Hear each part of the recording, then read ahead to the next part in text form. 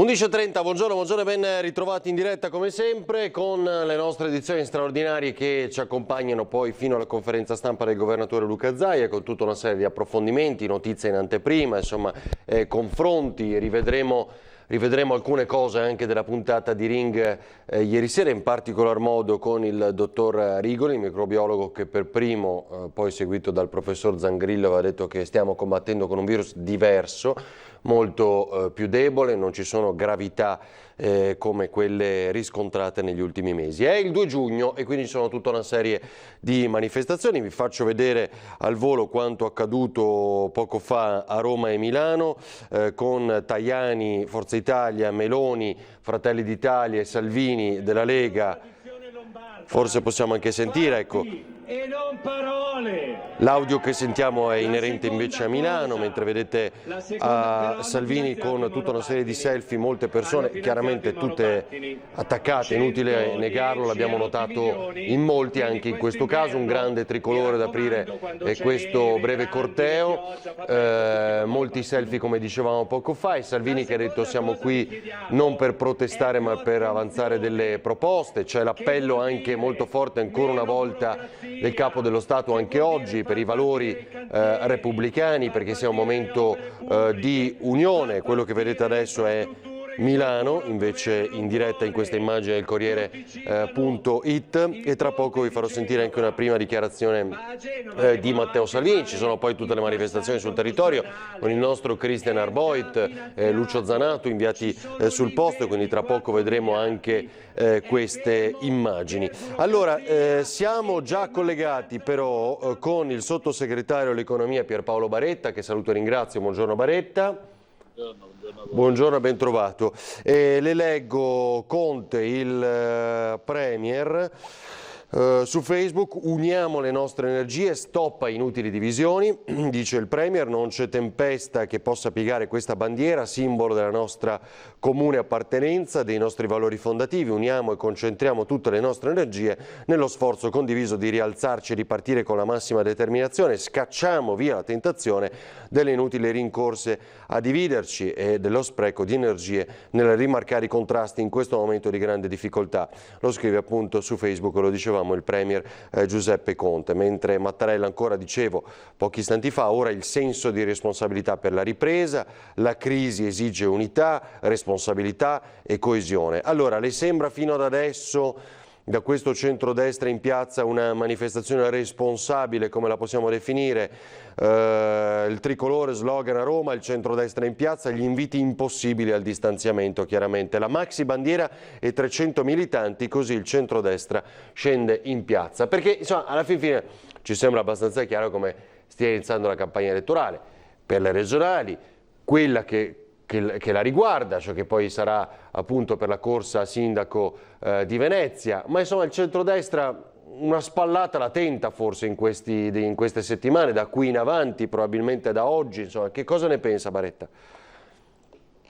Penso che sia veramente diciamo di cattivo gusto aver occupato, mi pare non in maniera clamorosa peraltro, le piazze che oggi sono piazze di tutti. Il 2 di giugno non è un giorno di parte, è il giorno della Repubblica e quindi è di tutti. E nel momento in cui non si è potuto fare manifestazioni ufficiali istituzionali per le scelte che sono state decise, voler occupare queste piazze in qualche modo intestandosele non solo è un segnale di non unità, ma è anche un segnale come dire, sbagliato nei confronti degli italiani, e ne credo sia un utilizzo utile in una campagna elettorale che dovrebbe essere semmai sui contenuti e sui programmi futuri di come se ne esce da questo coronavirus. Ho come l'impressione che ci sia una sorta di visione molto passatista, insomma, anche il confronto politico moderno, che è fatto anche di contenuti aspri, non c'è dubbio, ma insomma guardiamo avanti. Poi il Capo dello Stato, come dire, al quale tutti si rivolgono, bisognerebbe anche rispettare le parole che dice. Se a un certo punto richiama una sorta di unità, bisognerebbe che tutti provassero a mettersi in questa sintonia, ma mi pare che non è stato accolto questo questo messaggio, anche se devo dire la prima impressione, non voglio dare giudizi generalizzati, è che sono state manifestazioni non particolarmente diciamo partecipate, non di massa, ecco. Senta, ma è chiaro che intanto sulle regioni ormai deciso, si riapre e tutto domani, no? Questo, ecco, senza diversità. Lasciamo stare il fronte internazionale, insomma, poi se vuole è a piacere dire qualcosa anche su questo. Lei sarebbe stato per l'Election Day, che ormai insomma mi sembra difficile praticare a fine luglio? No, io avevo sostenuto la tesi che era utile fare l'Election Day per evitare sprechi di risorse, ma di farlo in settembre. Esatto. In luglio ho sempre pensato che non fosse praticabile e si dimostra che non lo è.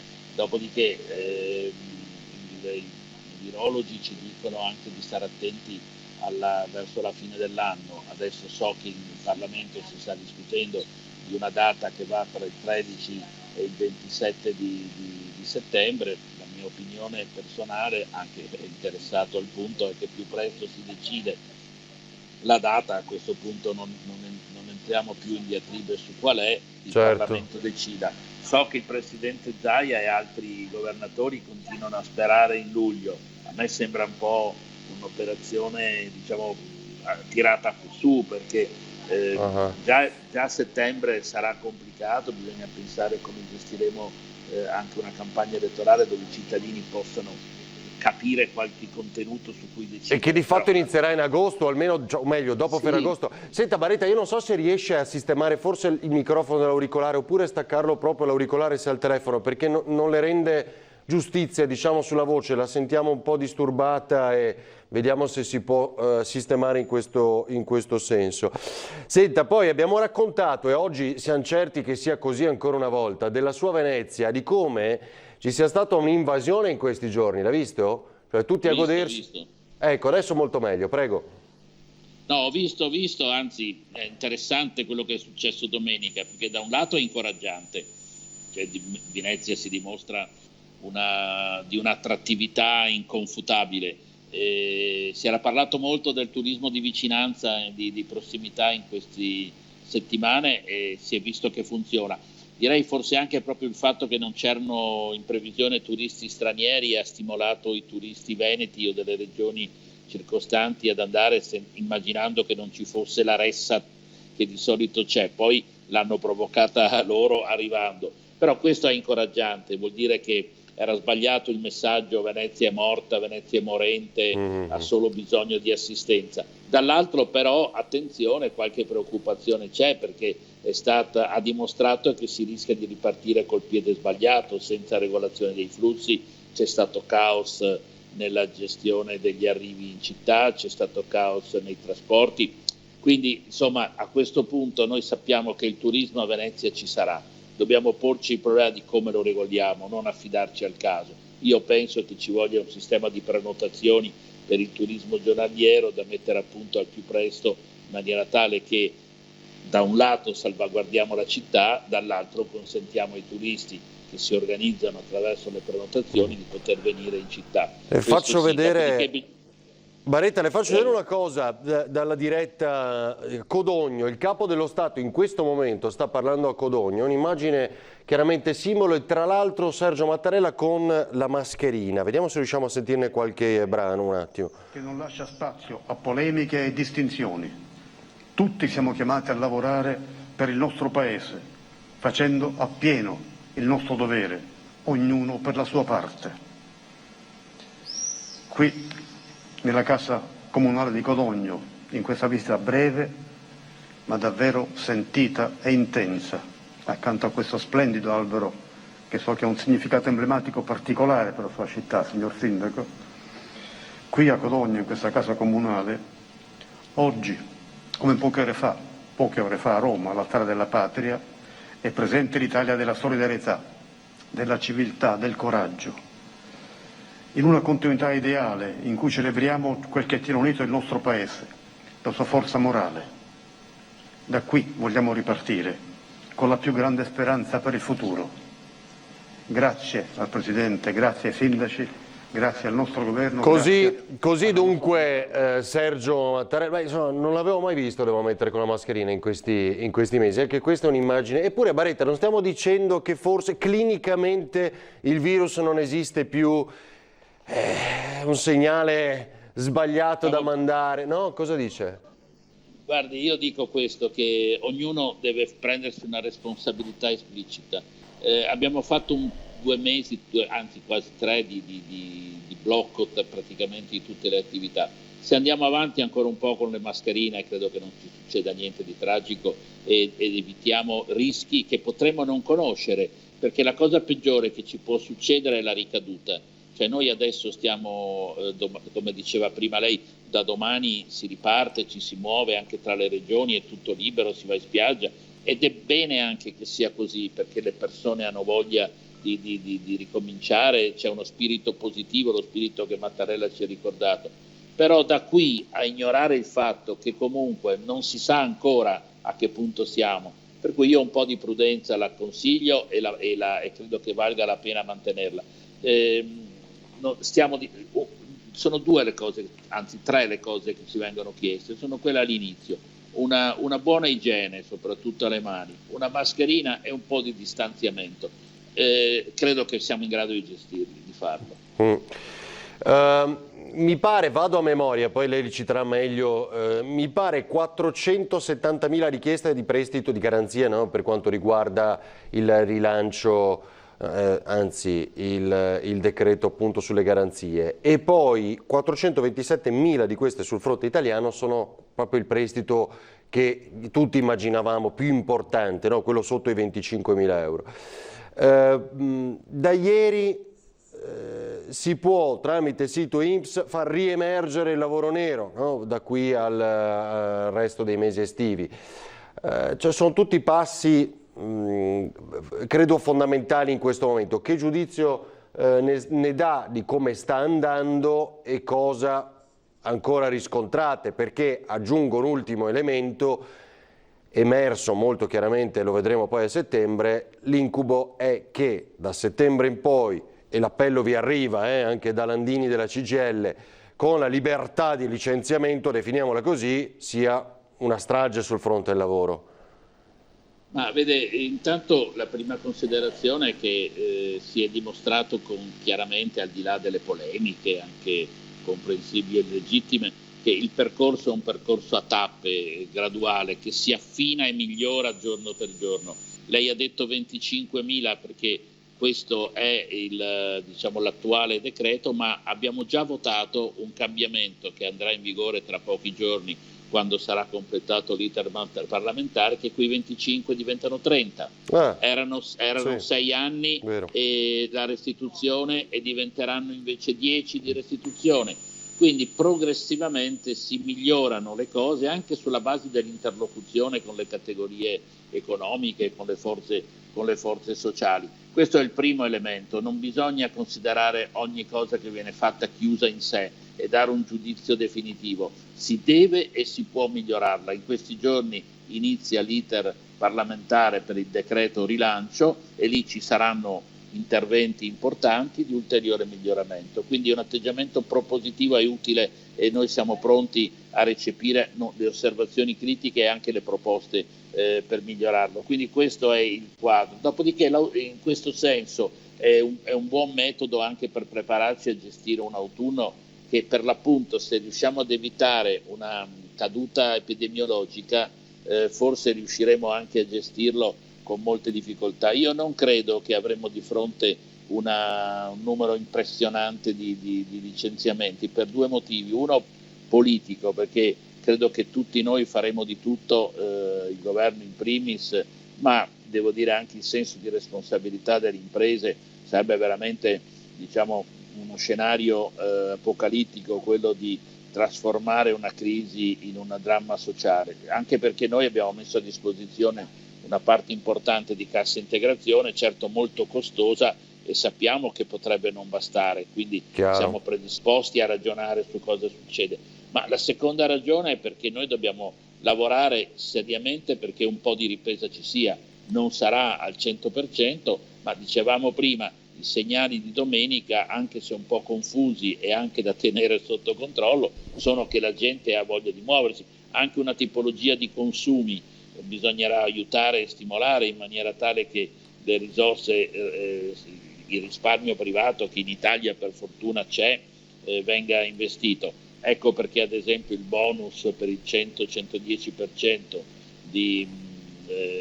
per il rifacimento energetico degli edifici e anche degli edifici pubblici è una strada che va in questa direzione. Quindi le prossime settimane bisogna continuare questo lavoro di progressive decisioni e progressivo affinamento in maniera tale che prevalga la ripresa, prevalga la ripartenza e quindi si attenui progressivamente il rischio della crisi e laddove c'è da intervenire sia mirato su chi non ce la fa o su chi è in difficoltà davvero. Certo, va bene, grazie e buona giornata a Pierpaolo a Baretta, grazie e buon lavoro, ci ha anticipato anche come sempre tante cose importanti. Il sottosegretario all'economia, rispondo, la Lombardia, scrivono poi nei commenti allo streaming sulla pagina Facebook, non so se questa è la mia o quella di Antenna 3, buongiorno. La Lombardia non va riaperta, scrive Erika. Paola, la Grecia non è interessata alla nostra campagna elettorale ma vede le scene dei comportamenti irresponsabili, conferma la chiusura di alcuni aeroporti in attesa di tempi migliori. Fulvio, buongiorno, sa qualcosa di Fedriga quando parla?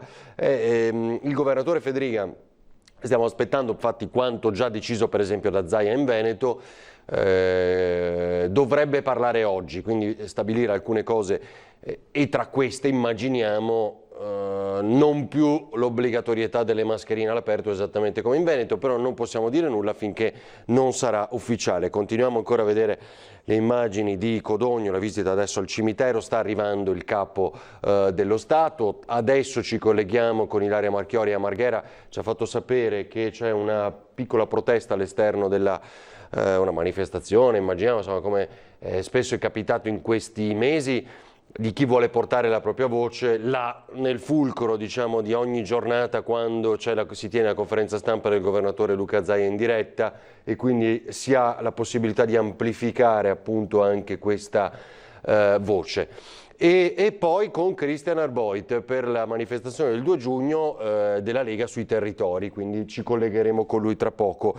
Prima, Tony, mentre prepariamo, ecco, Ilaria Marchiori si sta preparando, ci fai rivedere Rigoli, cioè il dottor Rigoli, come avevamo detto più volte ieri sera, microbiologia di Treviso, il primo di fatto, ben prima di Zangrillo, a dire che il virus è un'altra cosa, che non c'è più la gravità dei mesi scorsi, quindi almeno questo dai clinici, da chi vive in prima linea, va detto e quindi accettato anche dalla comunità scientifica. Sentiamolo.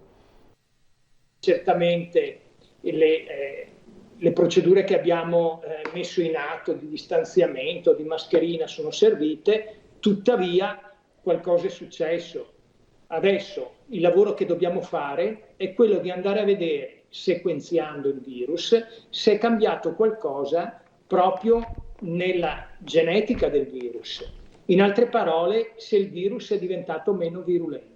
Io penso che noi dobbiamo prendere in considerazione i fatti, poi le ipotesi devono essere valorate sempre dai numeri.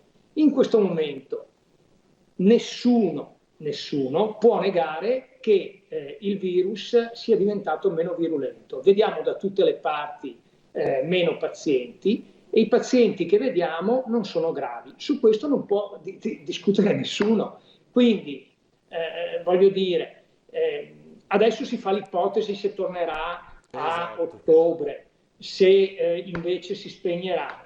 Queste sono delle ipotesi, ne abbiamo viste di tutti i colori con questo virus. Forse sarebbe consigliabile a partire da noi microbiologi andare cauti anche con le ipotesi e le definizioni. Vediamo giorno dopo giorno cosa accade. Potrebbe tornare a ottobre-novembre, come potrebbe, come è successo con la SARS, alla fine scomparire e non tornare più. In che condizioni arrivano in questi giorni i nuovi contagi? Allora, i nuovi contagi, come l'ho detto, arrivano, a parte che sono pochissimi, ma nessuno arriva in situazioni gravi. La Capua è una cara amica, è una virologa molto preparata, è una veterinaria e secondo me bisogna sempre avere un'esperienza diretta con i pazienti, bisogna veramente vedere quello che accade. Guardi, di fianco a me, da questo muro qui, sì, proprio al di là del muro, stanno esaminando centinaia e centinaia di tamponi. Sotto questo piano ne stanno esaminando altri perché sono all'interno della microbiologia. Le assicuro che è da giorni che migliaia di tamponi sono negativi e quindi questo è un fatto concreto. Quello che dobbiamo fare adesso è soprattutto prepararci per identificare quei rari casi in cui il virus si può presentare con tutta la sua virulenza, con la virulenza di qualche mese fa. Questo può accadere in singoli pazienti. In quel caso noi dobbiamo saltare addosso al paziente, dobbiamo fare il tampone alla famiglia, a chi lavora con lui e isolare.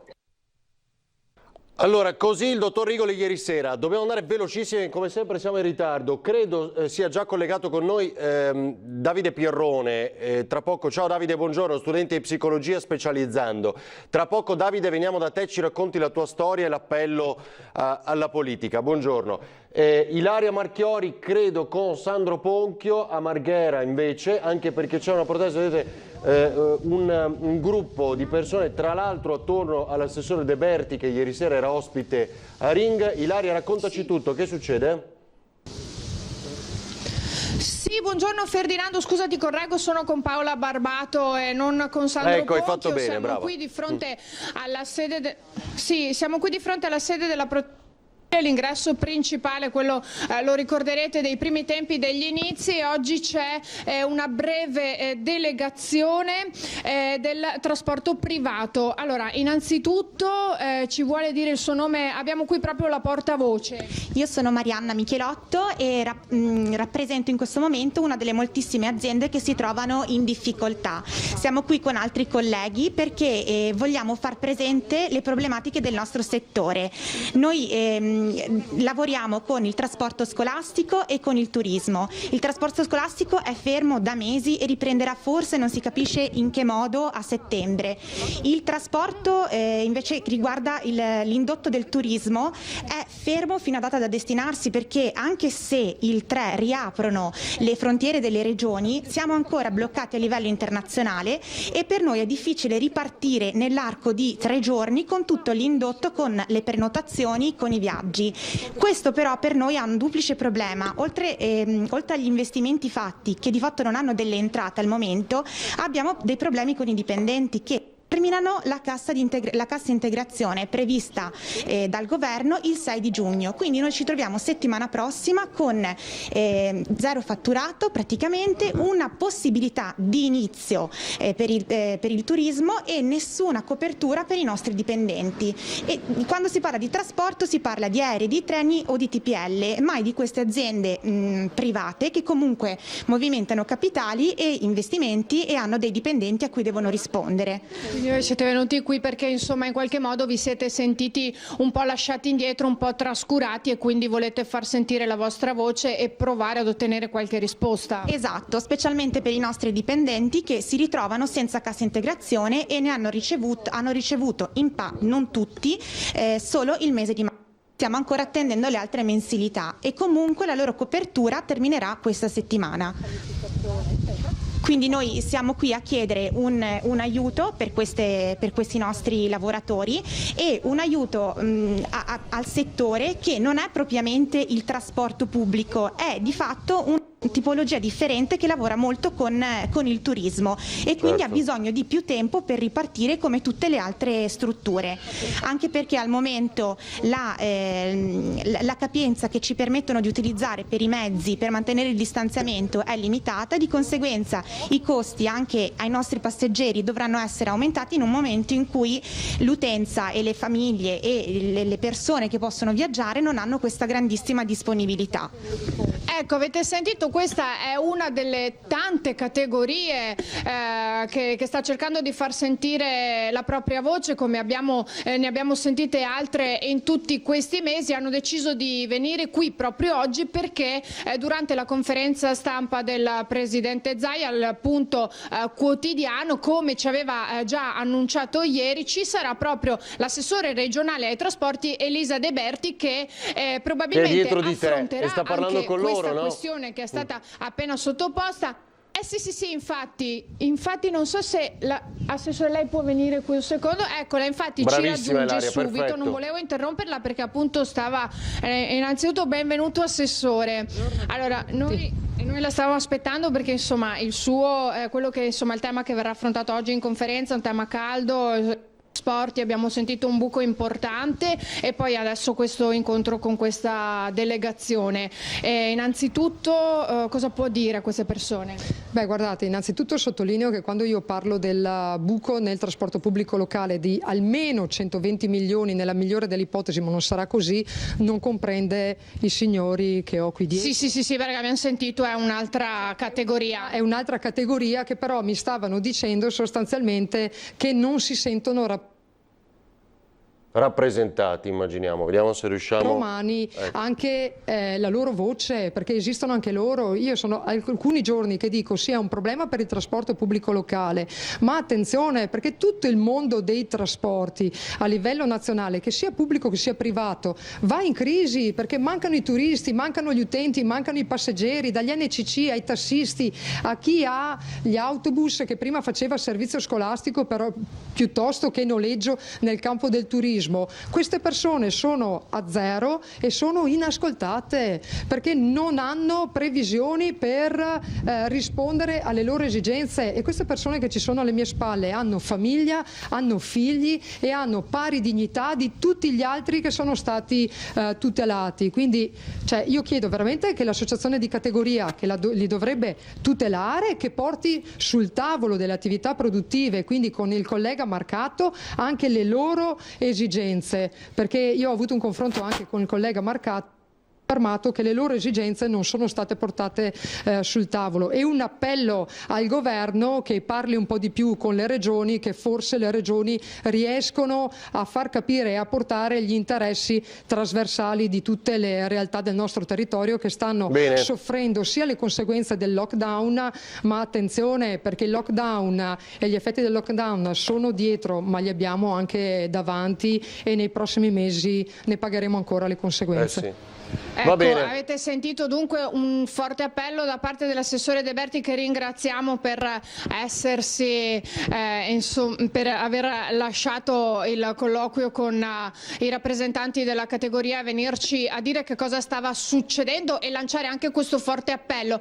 Allora, se non ci sono altre domande dallo studio, noi andremo a posizionarci in attesa dell'inizio della conferenza stampa odierna del presidente Zaia per sapere quali saranno invece le novità sul trasporto pubblico che ci annuncerà proprio l'assessore De Berti. Qualcosa ha anticipato ieri sera a Ringa appunto proprio l'assessore De Berti. Grazie a Ilaria Marchiori e Paola Barbato. Allora Davide, grazie, scusa per l'attesa, ma come vedi qua ogni giorno scopriamo molte notizie in diretta, è tutto un divenire, insomma, fino alle 2:30, poi ricominciamo alle 17:30 e così tutti i giorni. Allora, tu sei studente di psicologia a Padova, ci avete contattato, mi pare Francesca, insomma una tua collega lo abbia fatto, alla nostra pagina Facebook.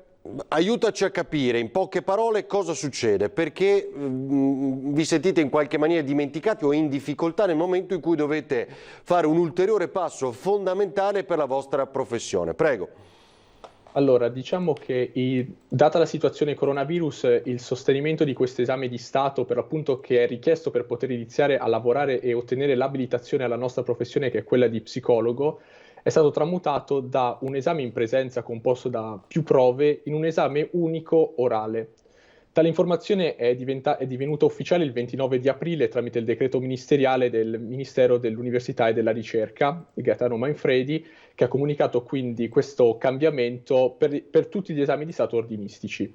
Nello specifico siamo perplessi in quanto, ad esempio, non vi sono specifiche indicazioni per quanto riguarda la problematica relativa alle barriere tecnologiche. Purtroppo sappiamo che il nostro paese è inficiato anche da questo, cosa potrebbe succedere qualora durante questo colloquio orale, di cui tra l'altro non sono ancora state fornite le tempistiche, dato che inizialmente, almeno per psicologia, l'esame era composto da 4 prove che tra l'altro si svolgevano nel corso di all'incirca 1 o 2 mesi, nel migliore dei casi.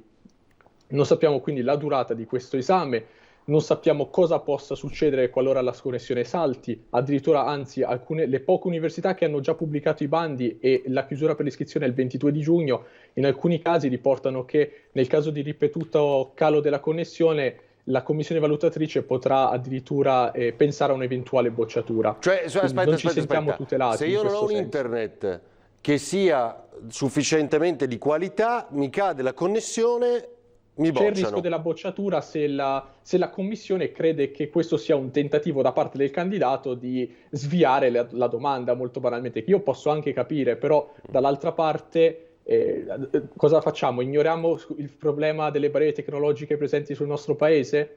E allo stesso tempo certo. Un'altra grossa problematica è il fatto che canonicamente questo esame veniva svolto tutti quanti i candidati lo stesso giorno per ogni prova. In questo caso è impossibile pensare che 200 candidati o 100 candidati, quelli che saranno per i singoli atenei, possano sostenere un orale in un colloquio telematico tutti nella stessa giornata. È quindi palese che vi saranno delle differenze tra chi verrà interrogato per primo e chi invece successivamente, con palese vantaggio per chi verrà dopo, dato che sa banalmente l'esame come si struttura, quali sono tendenzialmente le aree indagate dalla commissione e allo stesso tempo più tempo per prepararsi. Non c'è dubbio.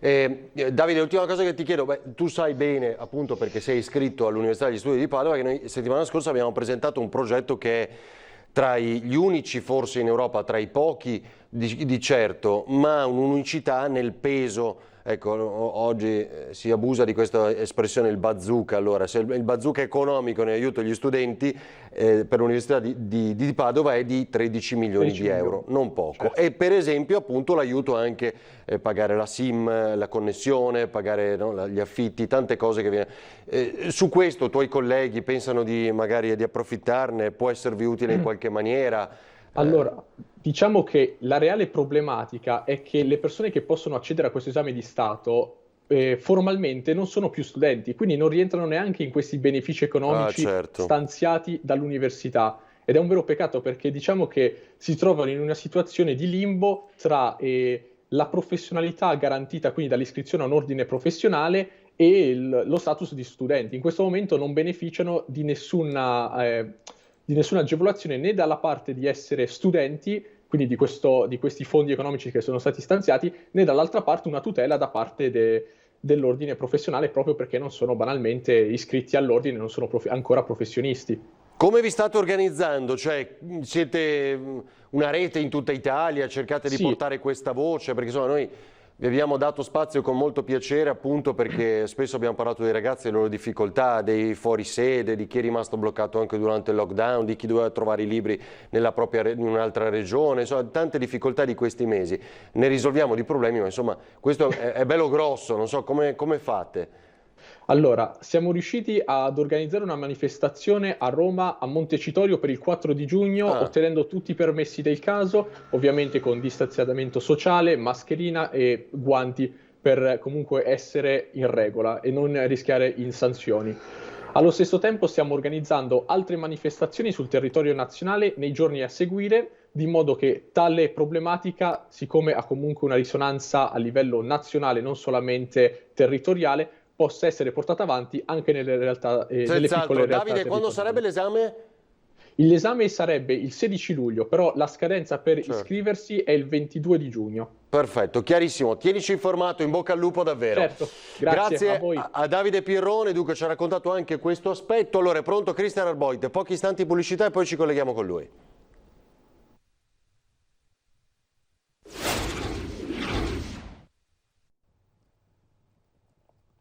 Allora, torniamo in diretta. Dunque, abbiamo, lo avevamo detto, anche Piazza dei Signori, quindi Treviso, la manifestazione del centrodestra con Christian Arboit, credo di vedere Gianangelo Boff, vai con Tony Esposito e Andrea Basso, ringrazio in regia, vediamo di collegarci con loro. Christian. Buongiorno Ferdinando, buongiorno a te e ai telespettatori di Antenna 3. È una piazza dei signori. Di nuovo finalmente gremita quella di questa mattina per la contromanifestazione del centrodestra, una contromanifestazione unitaria per gridare che cosa, Boff? Beh, uno, per intanto mettere sotto i riflettori la problematica legata alle nostre imprese che non ricevono il giusto sostegno da parte del governo, dai nostri tanti lavoratori che non hanno ancora visto la cassa integrazione e sono a casa, quindi la nostra manifestazione va soprattutto per sollecitare il governo a intraprendere quelle che sono le necessarie iniziative per far ripartire questo Paese, cosa che ci sembra di non vedere in questo momento. L'altro motivo è, abbiamo visto proprio nell'emergenza della gestione del coronavirus, come la Regione del Veneto ha saputo gestire la sanità, che è una delle competenze che vengono delegate alle regioni. Quindi è per questo che chiediamo con voce sempre più forte l'autonomia per la nostra regione, il fatto che le materie possano essere gestite direttamente dalla regione, così come è stata gestita la sanità, possiamo gestire anche tutte quelle altre materie e dare dei servizi degni delle tasse che i nostri cittadini del Veneto pagano. È giusto che ricevano dalla regione in questo caso le giuste risposte attraverso l'autonomia. Noi vogliamo l'autonomia, siamo per la Costituzione, rispettiamo la Costituzione prevede l'autonomia e soprattutto per la democrazia. Il popolo veneto si è espresso con un referendum dove chiede allo Stato l'autonomia e noi sulla base di questo referendum chiediamo che venga rispettata la Costituzione italiana.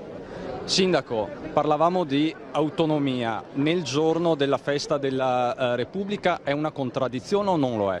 Ma no, perché guardate, abbiamo fatto delle prove tecniche di autonomia in questa emergenza sanitaria, abbiamo dimostrato noi veneti che sappiamo rispettare le regole, che sappiamo rispettarci tra comunità, sappiamo rimboccarci le maniche, non aspettiamo gli aiuti dallo Stato e ci rialziamo in piedi. Quindi abbiamo tutte le caratteristiche per poter viaggiare da soli. Questo non significa rinnegare la Repubblica, però significa chiedere maggior rispetto nei confronti di un popolo che ha insegnato anche in questa fase particolarmente delicata come uscire da un'emergenza sanitaria. Se lo Stato non ci vuole ascoltare, perché purtroppo le dimostrazioni che i veneti sono poco ascoltati lo abbiamo visto anche nella distribuzione dei fondi, noi siamo sempre i più penalizzati e molte volte fanno anche finta di sbagliare e ci escludono addirittura dalle zone rosse. Pensate che nemmeno Voiga e Euganeo è stato riconosciuto come comune all'interno di una zona rossa. Quindi voglio dire, se queste sono le condizioni dello Stato noi preferiamo viaggiare da soli. Ecco, su questi 200 milioni di euro, su questa misura particolare, il governo aveva detto ritorneremo sui nostri passi. Allo stato attuale lei ha visto qualcosa nero su bianco? Ma è successo qualcosa di davvero straordinario che solo in Italia può succedere. Nel decreto erano inserite le province di Padova, Venezia e Treviso, nella pubblicazione poi c'era un'errata corrige e Padova, Venezia e Treviso sono state cancellate. Quindi attendiamo di capire da questo Stato cosa vorrà fare di noi. Noi saremo lì su tutti i tavoli a combattere per i nostri cittadini, per i veneti, perché hanno dimostrato di sapersi ben comportare con rispetto, con responsabilità e chiediamo semplicemente che quello che ci è stato tolto ci venga ridato. Un voto al governo. Lei in questi mesi ha collaborato con il governo, con i ministeri, con le istituzioni, però oggi lei è in piazza contro il governo di fatto. A fronte di un'emergenza sanitaria noi siamo stati i primi alleati di questo governo perché abbiamo messo da parte le tessere di partito e abbiamo tutti lavorato per la comunità per uscire quanto prima da questa emergenza, ma a fronte dei ritardi e delle ingiustizie che stanno tuttora avvenendo nella distribuzione dei fondi noi non possiamo che bocciare questo governo. Grazie Sindaco. Assessore Caner, c'è anche l'assessore regionale al turismo Federico Caner. Caner, questo è un messaggio forte e chiaro al governo, all'esecutivo, cosa chiedete? Ma è un messaggio forte a un governo praticamente inesistente, dove le manovre a sostegno degli artigiani, commercianti, penso anche al comparto turistico che io ho la possibilità di seguire e vedo che purtroppo ad oggi non ha ricevuto nulla, tante promesse, tante chiacchiere, i famosi 25.000 euro in conto corrente non li abbiamo visti, abbiamo visto gente in cassa integrazione da marzo, oggi siamo ormai il 2 di giugno giugno e non hanno ancora percepito nulla, e questa è una situazione disastrosa. Non so dove siano tutti i miliardi che il governo va a dire ad aver stanziato, e quindi questa è una manifestazione per dire basta alle tante cose, alle troppe cose che mancano, e abbiamo la necessità di avere un governo che risponda, ma soprattutto vogliamo delle elezioni subito, e vogliamo l'autonomia, perché questa regione ha dimostrato con l'autonomia di saper gestire meglio di altri anche il sistema, per esempio, sanitario. Oggi si apre ufficialmente la campagna elettorale del centrodestra? Ma assolutamente sì, diciamo che noi siamo sempre in campagna elettorale, perché con questo governo che nei fatti non dà risposte significa in sostanza che ci può essere un'alternativa nei fatti, e l'unica alternativa è il centrodestra. Grazie Assessore. Ecco, sentiamo qualche militante, sentiamo dei militanti. Lei è qui in piazza per dire che cosa? Noi siamo qui per rivendicare i diritti degli italiani e soprattutto dei veneti, che mi sembra che siano stati calpestati anche troppo finora. Diritti calpestati, quindi diritti calpestati dei veneti? Diritti calpestati degli italiani e non solo dei veneti. Noi siamo italiani, siamo Fratelli d'Italia, è un partito che crede in un'Italia unita. Ovviamente l'autonomia è un aspetto centrale nel quale crediamo anche noi, ma noi riteniamo che tutti i diritti siano stati calpestati, siano stati promessi soldi che non stanno arrivando nella parte più produttiva del paese, e riteniamo che questo governo si stia manifestando semplicemente per quello che si riteneva fosse nelle premesse. Fratelli d'Italia, ovviamente con il suo leader Giorgia Meloni, sta facendo tutte le azioni possibili e immaginabili per cercare di contrastare le azioni e lo sbando di questo governo che ci sta portando alla deriva come paese. Ecco, vedo anche l'avvocato Crea. Avvocato, oggi il centrodestra sembra unito, è un messaggio in vista delle regionali? Non solo sembra unito, ma è effettivamente unito. Avete potuto vedere questa prima manifestazione di piazza, è la dimostrazione che siamo presenti in maniera unitaria su tutti i territori, sia a Treviso che in Veneto che a livello nazionale. Questo è il messaggio migliore per dire che vogliamo votare subito e sicuramente vinceremo. Ecco, sempre per Fratelli d'Italia vedo Tommaso Razzolini, vice sindaco di Valdobbiadene. Lei vice sindaco in queste settimane, in questi mesi ha lanciato diversi accorati appelli al governo. Le amministrazioni comunali come hanno vissuto questa emergenza? Ma le amministrazioni comunali l'hanno vissuta in maniera difficile, però sono sempre state tutte in prima linea e si sono sempre date da fare per i nostri cittadini e per tutte le nostre attività. Quindi un ringraziamento veramente e un plauso di buon esempio a tutte le amministrazioni comunali. Ovviamente abbiamo bisogno di un maggiore aiuto, abbiamo bisogno di maggiori investimenti da parte del governo. Questo Fratelli d'Italia l'ho sempre chiesto in Parlamento con proposte concrete e continueremo a farlo oggi nelle piazze. Ecco, quindi Ferdinando, hai sentito tante voci, Lega, Fratelli d'Italia, ci sono poi i movimenti, lo vedi, venetisti, questi i cartelli tempo scaduto, è l'ora dei fatti, prima gli italiani, questo l'hashtag della giornata, pace fiscale, stop cartelle, flat tax e fiducia alle imprese, pace fiscale ancora e stop alle cartelle, quindi di fatto si chiede quello shock fiscale che tante associazioni di categoria stanno chiedendo in questo periodo che ha lasciato il passo ad una crisi economica molto profonda. Per il momento da Piazza dei Signori a Treviso è tutto, ti restituisco la linea.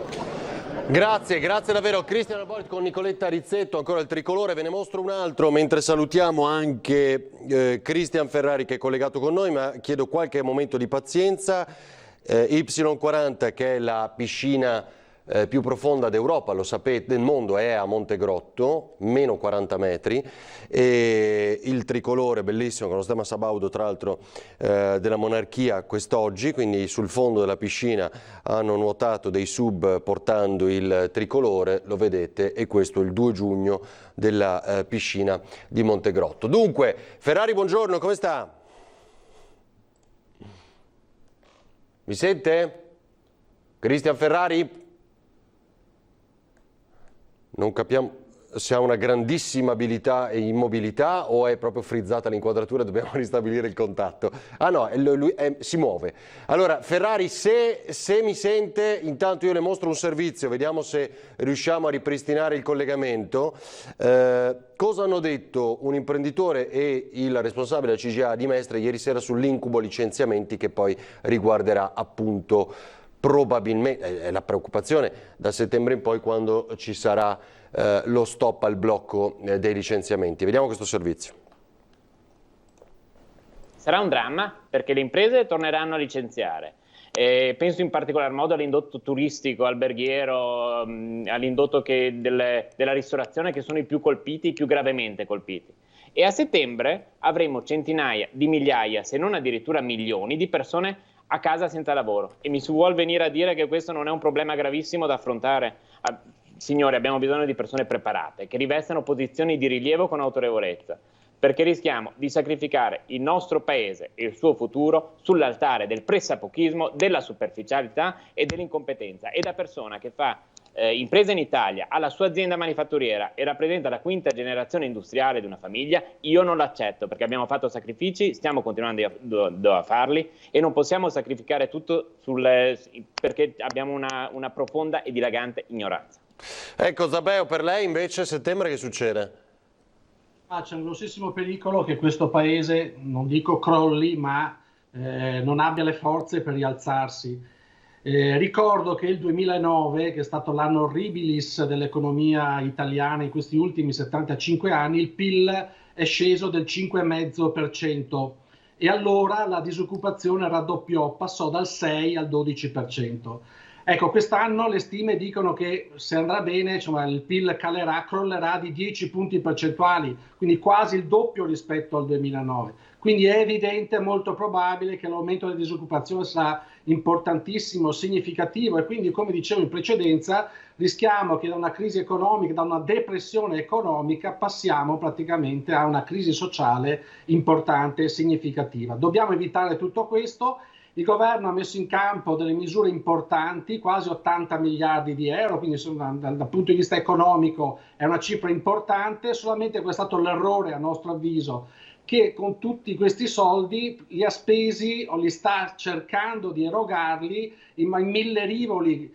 Sostanzialmente con questi decreti omnibus stanno cercando di accontentare tutti, ovvero stanno dando il bicchiere d'acqua a tutti senza togliere la sete a chi veramente ne ha bisogno. Noi dovremmo fare questo in questo momento, cioè difendere le nostre aziende, aiutarle con fondi, con contributi a fondi perduto, con indennizzi diretti per salvare l'occupazione, altrimenti a settembre rischiamo di avere una disoccupazione molto molto pericolosa, molto molto elevata, con il rischio praticamente di tensioni sociali importanti.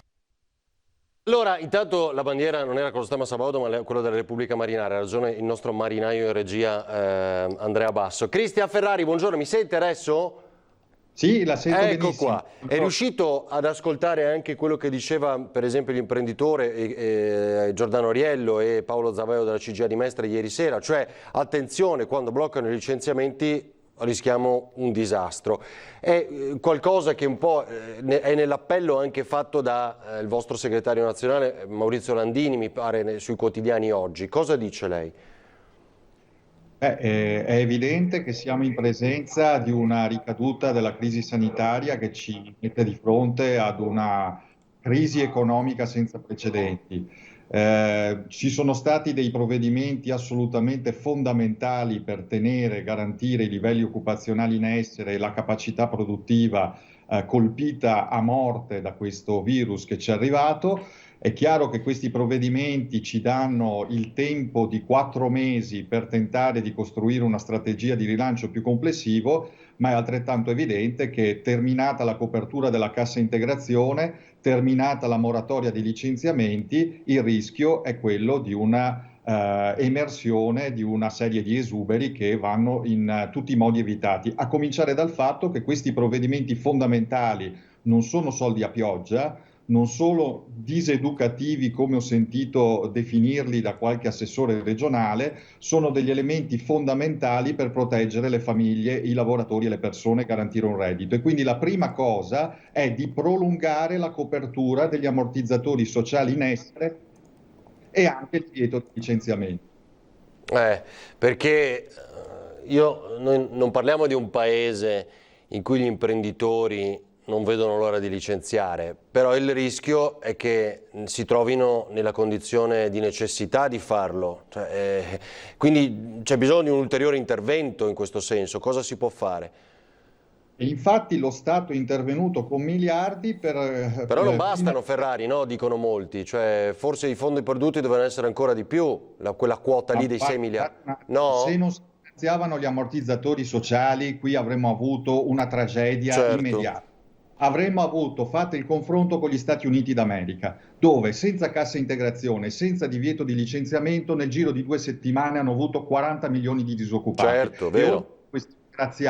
Le città sono a ferro e fuoco anche per una disperazione sociale figlia di questo modello che non protegge le persone. Quindi occhio, perché la cassa integrazione in tutte le sue varianti è stata fondamentale e va prolungata. Qui nessuno accusa le imprese di licenziare perché vogliono licenziare, ci mancherebbe altro. Dico un'altra cosa, la priorità oggi non è ridurre le tasse alle imprese, agire sul lato dell'offerta, perché oggi manca drammaticamente la domanda. Tu puoi anche azzerare le tasse alle imprese, ma se non hanno clienti, se non hanno domanda di beni e servizi, non si va da nessuna parte. Quello è l'altro corno del problema. Una politica che dopo aver protetto e messo in sicurezza l'occupazione rilanci gli investimenti. Non vedo alternative per cercare di risollevare l'economia di questo paese. Chiaro. Senta Ferrari, un'altra cosa, credo oggi abbia letto anche lei, no? Uno degli scenari, degli incubi che hanno mosso un po' il dibattito queste settimane, cioè le denunce fronte INAIL per infortunio sul lavoro dovuto al Covid che sarebbe stato contratto all'interno dell'azienda. Il Gazzettino fa la cifra di 4.000 persone, sarebbero pronti questi 4.000 ricorsi. Cosa dice? Denunce. Dico che anche su questo si è fatto un po', si è creato, diciamo così, non voglio dire una fake news, ma quasi. Allora, è evidente che nel momento in cui le persone, soprattutto nel periodo di contrazione di lockdown, hanno garantito una continuità di servizi e di attività andando al lavoro, mettendosi a rischio, devono essere tutelate. La tutela INAIL è un strumento fondamentale per difendere la salute dei lavoratori, garantisce una copertura assicurativa. Non vuol dire che automaticamente nel momento in cui viene riconosciuto un infortunio sul lavoro, un contagio per causa di lavoro Covid, questo implichi una responsabilità del datore di lavoro. Questo è il punto che è stato in qualche modo equivocato. Un conto è la tutela del lavoratore e l'infortunio lo tutela maggiormente rispetto alla malattia, perché ha un'assicurazione, perché ha tutta un'altra serie, diciamo così, di prerogative. Un altro conto è la responsabilità del datore di lavoro. Se viene riconosciuto l'infortunio e quel datore di lavoro ha attuato in maniera seria, rigorosa e rispettosa tutte le norme a partire dai protocolli di sicurezza, quel datore di lavoro non rischia alcunché. Quindi attenzione ad affrontare un tema come questo in una maniera approssimativa, perché stiamo parlando di difendere le persone esposte nel mondo del lavoro senza criminalizzare o demonizzare nessuno. Senta. Se un imprenditore rispetta i protocolli non rischia nulla, dice lei. Senta Ferrari, sta arrivando il governatore Zaia per la consueta conferenza stampa. Torno al tema di prima, la paura dei licenziamenti. Secondo lei bisognerebbe prorogare quel provvedimento che li vieta? Sì, assolutamente sì, oltre agosto per tutto il tempo necessario, ovviamente mettendo anche gli ammortizzatori sociali, che ricordo sono pagati dallo Stato e sterilizzano il costo del lavoro delle imprese. Perfetto, grazie al segretario regionale della CGIL del Veneto, Cristian Ferrari, grazie e buona giornata. Buon lavoro. Dunque, vediamo un paio di aggiornamenti. Questa è la nostra Paola Barbato. Inquadriamo, dai, che non si vedono mai i nostri tecnici, così come Antonio Esposito e Andrea Basso in regia da noi. Paola Barbato, vedete, sta testando l'audio proprio con Tony e Andrea adesso in regia. Sta arrivando il governatore Luca Zaia, quindi eccola lì Paola Barbato per tutte le prove del caso. E aggiungiamo come dopo la conferenza del governatore oggi sarà insieme a Elisa De Berti, come abbiamo anticipato nella giornata di ieri. Era ospite tra l'altro a Ring Elisa De Berti proprio ieri sera sul fronte del caos trasporti e gli appelli che la Regione fa a Roma per gli interventi. Quindi tra poco ci sarà Zaia con l'assessore regionale dei trasporti e infrastrutture. A Mestre manifesta il centrodestra, l'abbiamo visto più o meno ovunque. 2 giugno, l'unica repubblica è quella sociale, è la scritta che compare nella foto di un manifesto scritto pubblicato su Facebook da Massimo Mariotti, esponente di Fratelli d'Italia, presidente del SER.it, una società partecipata che gestisce i servizi per l'igiene del territorio in 62 comuni della provincia di Verona, e quindi immaginate adesso le polemiche. Mariotti in passato è stato assessore durante la giunta della sindaca Sironi e poi presidente di altre società pubbliche partecipate, e così ha scritto. Raccogliamo l'invito del Colle, collaboriamo, il Presidente del Consiglio Giuseppe Conte ancora, che dice che fa questo tipo di dichiarazione ulteriore, mentre sta per arrivare, credo appunto, il Governatore Zaia.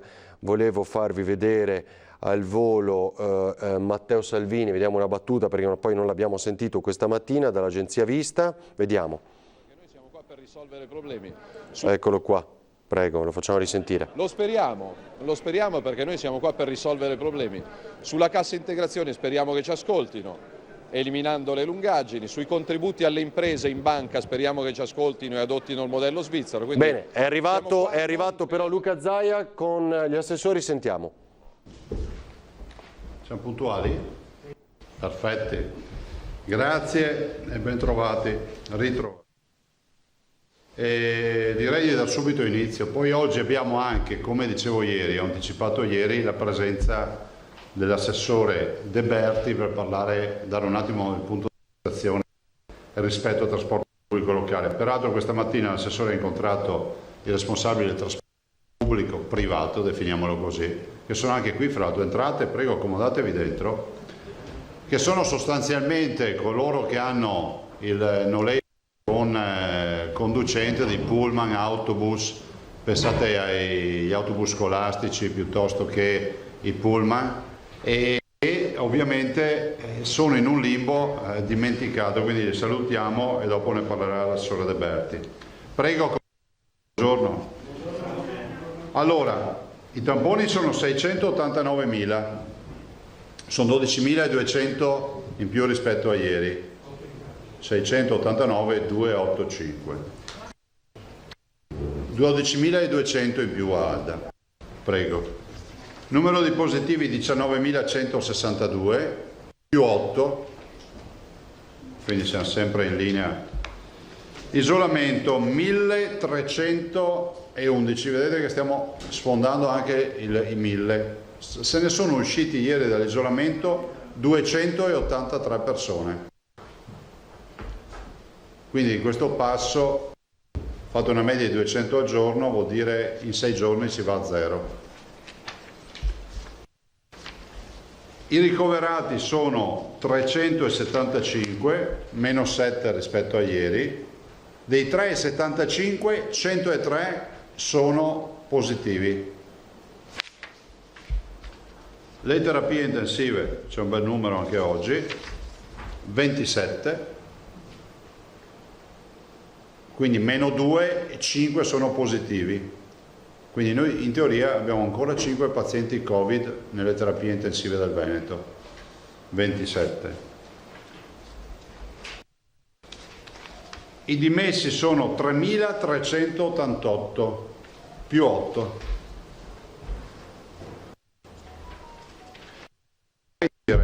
Ieri abbiamo incontrato, e penso sia con me che sia stato utilissimo quell'incontro con la dottoressa De Silvestro, è una grandissima professionista. Abbiamo omesso di dire una cosa, che i famosi guariti richiamabili in armi, no, per il prelievo sono 6.558, sono 6.500 sono sicuro, mi ricordo un 58, quindi sono 6.500 persone che comunque hanno avuto il coronavirus, sono guariti e quindi noi possiamo richiamare, ve lo dico perché ho visto i dimessi, vi ricordo questo dato. Sì, guardate, la lettera, la bozza io l'ho vista ancora l'8 maggio, poi avevano avuto problemi rispetto a una spedizione, avere l'elenco degli indirizzi e tutto è in spedizione, penso stia arrivando in queste ore. Abbiamo fatto proprio una riunione ieri mattina. Totale morti 1921, sono più 3. Vi ricordate purtroppo il decesso di Schiavonia, l'avete trovato ieri sera. Morti in ospedale 1.379. I nati 86. Due note. La parola al Sole De Berti. Prima nota, noi abbiamo fatto un bel incontro ieri con la dottoressa De Silvestro. Io vorrei risottolineare che tutti verranno chiamati e a tutti si preleveranno, coloro che volontariamente si sottoporranno al prelievo, in via principale e corale, i famosi 650 grammi di sangue, di sacca. Dopodiché la sacca, ve lo ricordo, siccome ho visto qualcuno che ci ha scritto e dice ma non siete stati chiari nella procedura, chiamata, cioè lettera, disponibilità, centro trasfusionale, prelievo di 650 grammi di sangue. Da quel sangue ovviamente ci sarà anche la provetta per la famosa titolazione, cioè la provettina che corrisponde alla sacca per capire la quantità di anticorpi. Quelli con titolo superiore vanno subito in lavorazione presso il nostro laboratorio, gli altri vanno nel freezer. Considerate che sono 3 quintali di sangue, però sono 6.000 persone, 6 per 6, 36, vanno nel freezer ed è sangue che ci serve perché abbiamo la possibilità anche di concentrargli gli anticorpi, per cui se hanno titolo basso esistono anche procedure per la concentrazione. E comunque guardate, non c'è scritto da nessuna parte, ne parlavo proprio ieri con la dottoressa De Silvestro, ho posto questo quesito, anche lei dice sì, effettivamente, non c'è scritto da nessuna parte, ma avere un magazzino di 6.500 sacche, ipotetico no, perché poi ci sarà qualcuno che non può donare perché è over 65, ci sarà qualcun altro che è immunodepresso o altri problemi, ma insomma avere potenzialmente un magazzino di sacche di guariti potrà servirci anche per tante altre cose, anche di ricerca oltre che per le cure. Vi ho detto questo, dopo passo la parola al Sole De Berti. Noi stiamo preparando un'altra ordinanza in settimana e spero che si risolva la partita dei 0-3. La partita degli 0-3 è la partita importante, sto parlando di centri estivi, quindi di tutto quello che è l'accoglienza e l'accudire questi bimbi dai 0 ai 3 anni. Voi sapete che sono lì nel limbo, noi abbiamo approvato come regioni le linee guida, però a tutt'oggi il governo non ci ha dato alcuna approvazione. Scriverò peraltro al Presidente Bonaccini, poi la Sole De Berti ve ne parlerà, ve l'ho già anticipato ieri, per chiedere che ci sia una presa di posizione da parte delle regioni rispetto al trasporto pubblico locale.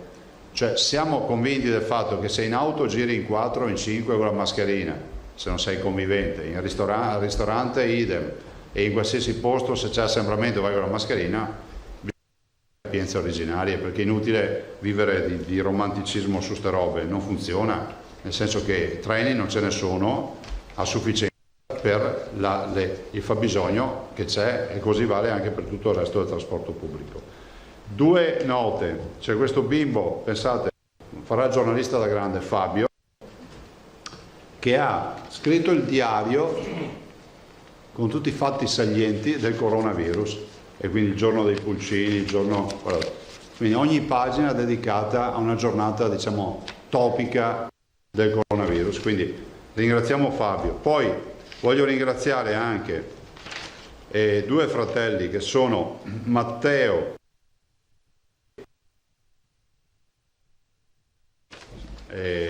lettera con foto, scusate, con disegni eccetera, quindi ringraziamo, sono due fratelli di 10 e 5 anni che ci hanno mandato questo. Poi Miriam Petenuzzo 7 anni, e poi dei fratelli che sono Marco Griffoni, Raffaele, Gabriele e Letizia. Hanno fatto una mascherina, pensate, questa l'ha fatta Letizia, mi ha detto, a Uncinetto penso sia fatta, e hanno versato 30 euro, quindi ringraziamo anche loro. Poi faccio un appello, voi ricordate che avevo presentato delle foto di bimbi che hanno detto beh, noi nel lockdown abbiamo iniziato per la prima volta nella nostra vita a farci un orto, che avevamo fatto vedere. Sti bimbi l'altro giorno si sono presentati qui, si chiamano, hanno portato peraltro sto disegno, si chiamano Nicole e Christian, e sono presentati con un cestino con 5 uova, perché hanno comprato anche le galline, e 4 zucchine e 2 cespiti di insalata prodotti, la prima produzione di sto orto. Mi hanno lasciato, sentite, i soldi, un versamento di 11 euro li abbiamo contati, so che non ho il nome e cognome per fare il versamento, quindi l'appello che faccio, ne approfitto, se qualcuno ci dice anche il nome e cognome, perché noi per i bimbi facciamo il versamento nominativo, glielo facciamo volentieri, non abbiamo riferimenti per fare, quindi è tutto qui sotto chiave, hanno versato 11 euro oltre ad aver offerto in natura e la loro produzione. E poi c'è Fedeli di Villorba che ha fatto un prodotto, ho detto che l'avrei fatto vedere, hanno fatto questa produzione e ci tenevo a farla vedere perché c'è la Chiara. L'avete vista la Chiara? La Chiara ormai fa parte dell'arredamento. Io ho messo la bandiera in mano a Bottacino per metterla a me, ma comunque non importa. A parte le battute, ecco, grazie anche a Fedeli. L'azienda forse deve essere di super, giusto? Ah sì, Zorro no. Bene, grazie a tutti. Domande ragazzi, poi passo la parola. Sì, volevo dire che stamattina con gli assessori Bottacin e Lanzarini abbiamo fatto anche un punto della situazione rispetto ad alcune partite. Questa ordinanza che penso che iniziamo a lavorare domani, non vi anticipo di più, certo che uno dei temi sarà lo 03, questo posso dirvelo, e dall'altro abbiamo fatto un punto della situazione anche rispetto a tutta la partita della raccolta del plasma, perché ci teniamo tanto ad avere efficiente ovviamente la banca del plasma. Prego. Presidente, buongiorno. Buongiorno. Oggi desta un certo clamore questa presa di posizione del direttore generale dell'azienda ospedaliera di Padova, Luciano Flor. La sua presa di posizione, stiamo parlando dell'azienda ospedaliera di Padova, quindi dell'azienda di Crisanti, dell'azienda della dottoressa De Silvestri, che è venuta ieri, dei tamponi, insomma. La presa di posizione di Flor è conseguente ai punteggi assegnati dalla Giunta ai direttori generali, punteggi che vedono il direttore generale dell'azienda ospedaliera di Padova all'ultimo posto nel Veneto. Flor dice testualmente che questo per lui è un avviso di sfratto, cito le sue parole, che paga il disaccordo con il direttore generale Domenico Mantoan, che è pronto ad andarsene, che ritiene inconcepibile un trattamento del genere verso l'azienda ospedaliera di Padova e che di queste cose ha già parlato con lei, comunicandole il suo stato d'animo. Ma sì, guardate, allora c'è un tema umano, ce n'è uno burocratico e ce n'è uno manageriale. Sono 3 livelli qui, che purtroppo anche nella fretta, nella sintesi della comunicazione spesso si sovrappongono, ma ce n'è uno umano, uno burocratico e uno manageriale. Quello umano ha tutta la mia comprensione, solidarietà, non è un avviso di sfratto, non c'entra nulla, non diamo contenuti a cose che non sono inverosimili. Se il dottor Flor va via è perché decide lui di andare via, ma di certo se devo chiedere a qualcuno di andare via io non uso le tabelline, i punteggi, queste robe qua, cioè tutti lo sanno. Glielo chiedo perché nell'approccio manageriale c'è un approccio che deve essere corretto. Quindi assolutamente è la cosa che mi offende, che chiunque possa pensare che questo sia uno strumento. Peraltro io considero Flor tra i direttori che abbia conosciuto in vita mia, non c'è nulla da dire. Però ognuno ha il suo ruolo, ognuno deve stare al suo posto. Questo è poco ma sicuro con me. Non c'è nessuna frizione con Flor e penso che lui possa solo che confermarlo. Ci ho parlato l'altro ieri forse. L'altro ieri mi dice ma sono arrabbiato perché... Adesso veniamo alla parte burocratica. Allora, voi sapete che lo stipendio di un direttore generale è dato da una parte fissa, importante, e da una parte che prevede una premialità fino al 20% della parte fissa. Forse va spiegate queste robe. Mi rendo conto che sto parlando di un aspetto burocratico, poi parleremo di quello manageriale.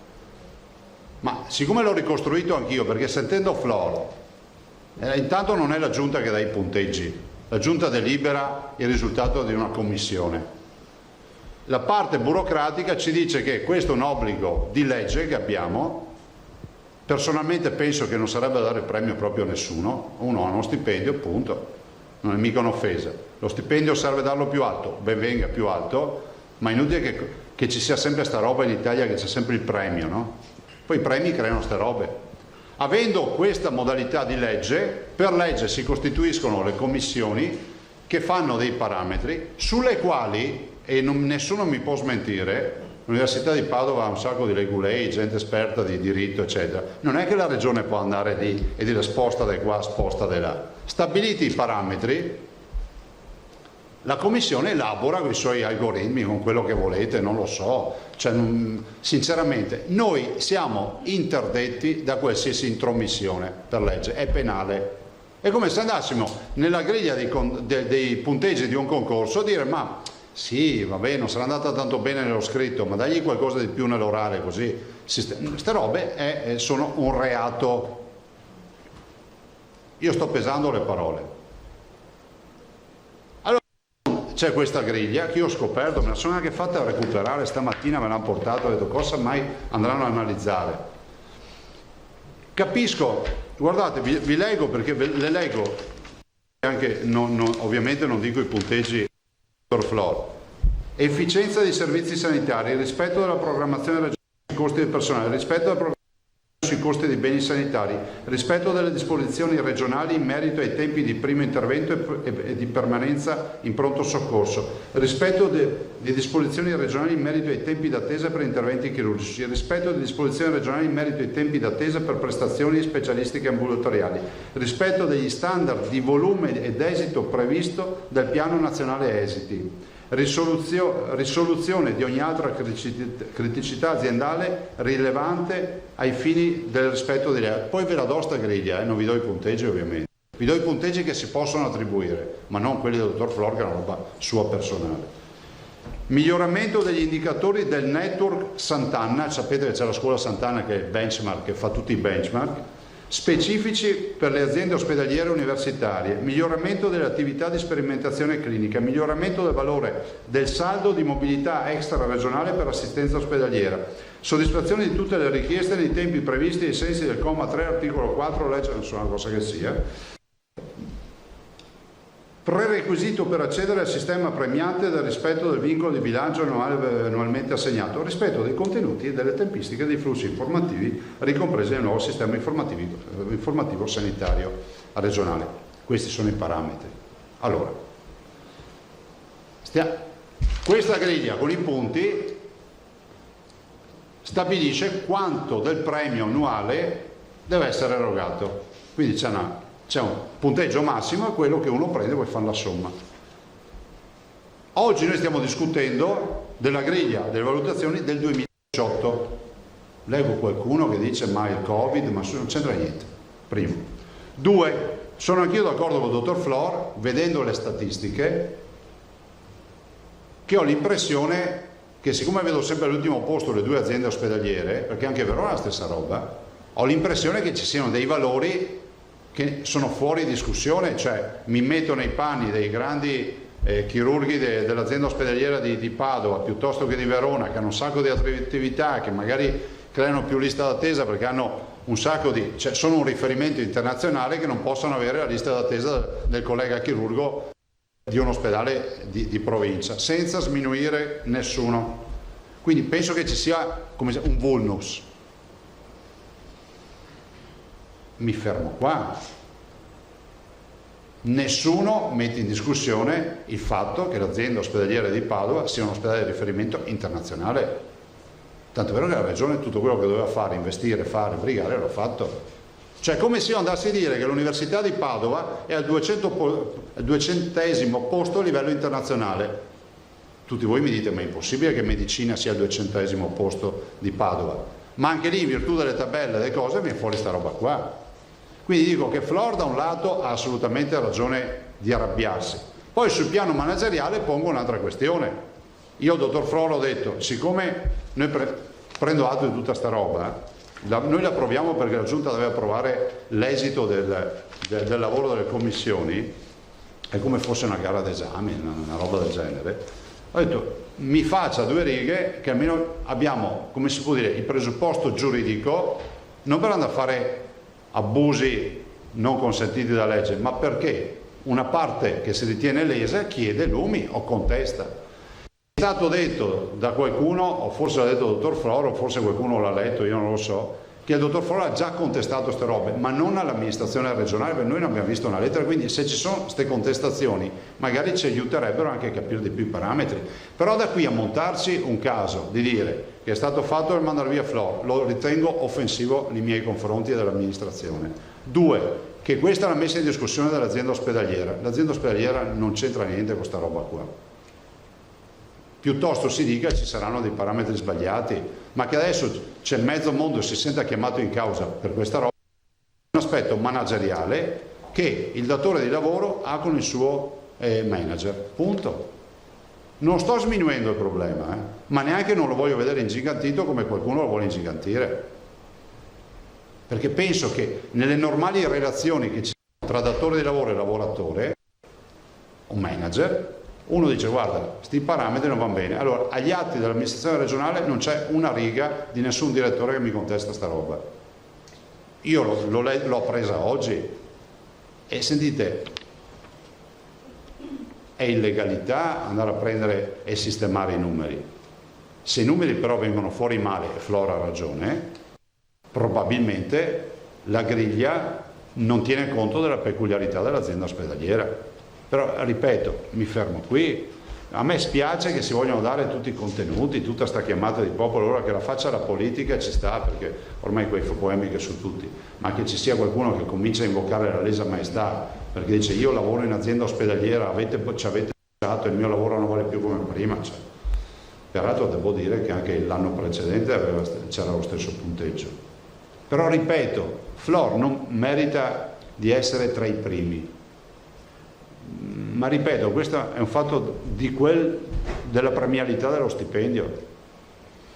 Io non so come banalizzarlo per spiegarlo, no? Cioè, è come se a un manager di una grossa multinazionale nota dessero una premialità più bassa rispetto al previsto. Non è una questione di soldi per Flor, sgombriamo il campo, perché qua ormai quando parli di soldi tutti dicono non è una questione di soldi, non è una questione di soldi, è umana, sono d'accordo.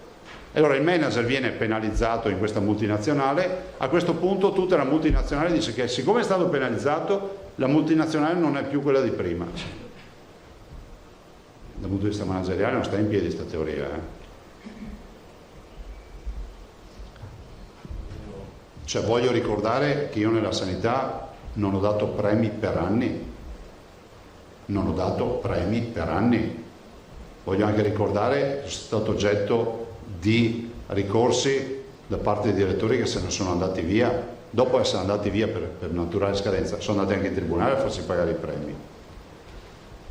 A me spiace, perché Flor è un punto di riferimento. Mi spiace ancora di più che metta, anche se velatamente, in dubbio la fiducia che ho sempre dimostrato nei suoi confronti. Ha deciso di creare un caso, ne prendo atto, perché per me c'è un caso Flor. Sinceramente per noi è un fulmine a ciel sereno, umanamente lo capisco al 100%, tanto è vero che gli ho detto scusa, presenta una memoria, mi ha detto che non la vuol fare, e cosa volete che ci faccia io? Non è che posso andare in giro per la regione a strangolare la gente. Ecco, sì, prendo atto di questa appunto definizione riguardante i criteri della griglia. No, dopo ve la diamo. Della valutazione, tuttavia non so, colpiscono due circostanze secondo me. Una che Flor, e le ripeto, io sto citando quello che ha detto. Non è che ha detto sinceramente. Comunque sono citazioni, non sono mie considerazioni. Flor sostiene in realtà di pagare il disaccordo con il direttore generale Mantoan, cita il fatto che nella famosa lettera di Mantovano a Crisanti, quella riguardante i tamponi, che Crisanti ritiene una sorta di alto là abbastanza minaccioso e che ha creato questa polemica, la stessa lettera era rivolta a lui e lo diffidava dal procedere a tamponi non autorizzati. E mi colpisce anche il fatto che Flor è il manager che sta conducendo l'operazione Nuovo Policlinico Universitario di Padova. Allora la domanda è, ci sono le condizioni perché questo manager resti al suo posto oppure no? Ma guardate, lo ritengo anche offensivo sinceramente Filippo. Siccome dice lui che è pronto ad andarsene. No, scusatemi, lo ritengo offensivo, perdonami che venga posto, perché vorrei ricordare che qua non è che si rovescia il mondo, cioè i manager li ho scelti io, non voi, giusto? Che adesso venite a farmi la lezione su quanto bravi sono i manager che ho scelto io, credo un po' vendetta. Se che voi fate le crociate per manager che io ho scelto e ho confermato. Flo ha il suo posto e resta lì. Se va via perché sceglie lui di andare via, ma io spero che resti lì. Ma vi rendete conto che stiamo creando un caso su una roba che secondo me era affrontabile anche in maniera. Poi senti, la partita, io non entro nelle beghe personali, siamo tutti uomini in carne ed ossa. C'è qualcuno di voi che nelle vostre aziende non ha mai subito qualche screzio o qualche diverbio con colleghi di lavoro, con capi o con qualcun altro? Beh, sembra che qua siamo tutte del canne svizzere. No, se qualcuno vuole alzare la mano che va tutto liscio, lì con tutti, allora me lo dite, lo scrivete, prendo atto che nelle redazioni non c'è nessun problema. L'oasi mondiale. Allora, io non sto sminuendo il problema. E vedete, ve lo dico con sincerità quello che penso. Io non ho mai fatto il politico, dico sempre quello che penso. Non lo sto sminuendo il problema. E solo perché Flor lavori sereno. Ma da qui a ingigantirlo ne passa tanto. Cioè io dovrei essere tutto il giorno sul piede delle dimissioni con tutte quelle che mi fanno. Pensate che io non abbia avuto problemi a lavorare in tutti questi anni? Pensate che il mio percorso sia sempre stato bello, asfaltato, tirato, perfetto? Pensate che sia più pericoloso il fuoco amico o il fuoco nemico? Ma di cosa stiamo parlando? Stiamo comunque parlando di manager. Cioè questa non è una discussione da bar, stiamo discutendo tra manager di altissimo livello che io ho scelto e non accetto che qualcuno venga a spiegarmi quanto bravo è Flor, perché io l'ho scelto e l'ho protetto, l'ho investito ed è l'uomo giusto sul posto giusto, anche quando voi pensavate che realizzare l'ospedale di Padova fosse un'utopia, o no? Non scuote la testa perché è così. Io non ho mai pensato. Tu no, però comunque c'era qualcuno che lo pensava. Allora io non posso accettare che dopo che ho messo i più grandi centravanti, ho messo la squadra del campionato, mi venite a dire ma Maradona è uno bravo, non te ne sei accorto. A me lo dite. Tanto se robe vanno a rotoli, di chi è la colpa? Mia? C'è qualcun altro che si prende la colpa? Quindi i meriti non li condivido con nessuno sulla scelta dei direttori generali. E Flor non è in discussione e lui da manager dovrà dire al mondo intero perché va via se ha deciso di andare via, ma di certo non va via perché gli manca la sfiducia dell'amministrazione e l'amministrazione non fa giochetti per mandare via gente, sia chiaro questo. Tanto è vero che gli ho detto l'altro giorno, visto che vogliamo dirla tutta, io ho detto guarda che se vai via non ti do neanche il preavviso, te lo fai tu, non ti do neanche andare via bonificando il preavviso. Ovviamente in un colloquio cordiale per dirgli che io non voglio che vada via, punto. Se poi lui ha altri progetti, ha deciso di andare in pensione, altre robe, lo dirà al mondo intero, ma non esiste che si dica che va via per colpa mia, non esiste proprio. E comunque non mi piacciono i comitati fatti così notte e tempo. Cioè queste robe troppo personalizzate non mi piacciono. Siccome ho ricevuto anche dei messaggi da parte di professionisti che adesso tutti sono accorti che esiste Flor, sono accorti tutti, chissà perché in questo momento, in questo istante sembra quasi che la regione non sapesse neanche che aveva il direttore generale all'azienda ospedaliera. con Flor, che ci parlo quasi tutti i giorni, fra l'altro, forse è l'unico direttore col quale parlo quasi tutti i giorni, anzi forse non l'unico. Passiamo alla Zambon, prima le Asi, poi Prigioni. Buongiorno, due cose, una molto tecnica perché mi facevano notare che nella tabella su Vo c'è 0 casi positivi e poi 2 attualmente positivi, forse un refuso, solo per scrupolo. Sì, ho visto. Sì. Sarà un refuso, dopo te lo diciamo. Dopo lo vediamo, va bene. Invece la domani si riapre regionali. Riusciamo a dipingere che cosa troveranno eventuali turisti, ad esempio, che arriveranno in Veneto? Si devono aspettare naturalmente, che ne so, la misurazione per entrare in albergo, controlli in aeroporto, treni, qualcosa? Nelle ordinanze nostre non è previsto tutto questo. Devo dire che fortunatamente abbiamo dato la studia già dal 18 di maggio, per cui noi siamo già con le macchine che avranno i motori al minimo e sono accesi per i motori. Chi ha fatto la scelta invece di procrastinare non potrà già approfittare del fatto che possono arrivare già turisti da domani. Io avevo investito su questa sfida e anche questa è una sfida vinta. I nostri albergatori, i nostri operatori hanno bisogno di turisti per lavorare e se vengono da fuori ragione meglio ancora. Di controllo, era solo per verifica. Per noi non è previsto, linee guida da applicare, basta. Prego. Buongiorno Presidente. Prima ricordavi opportunamente il fatto del ritardo del governo sulla validazione delle linee guida per gli 03. Hai anche accennato al fatto che nell'ordinanza prossima regionale si parlerà anche degli 03.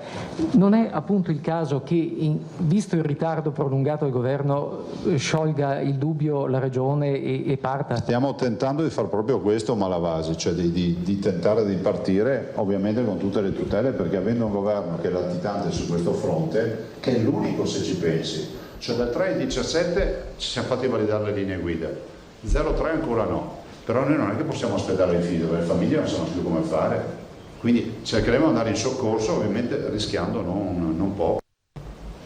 La seconda questione, sì, scusa, ho dimenticato io, erano due le domande.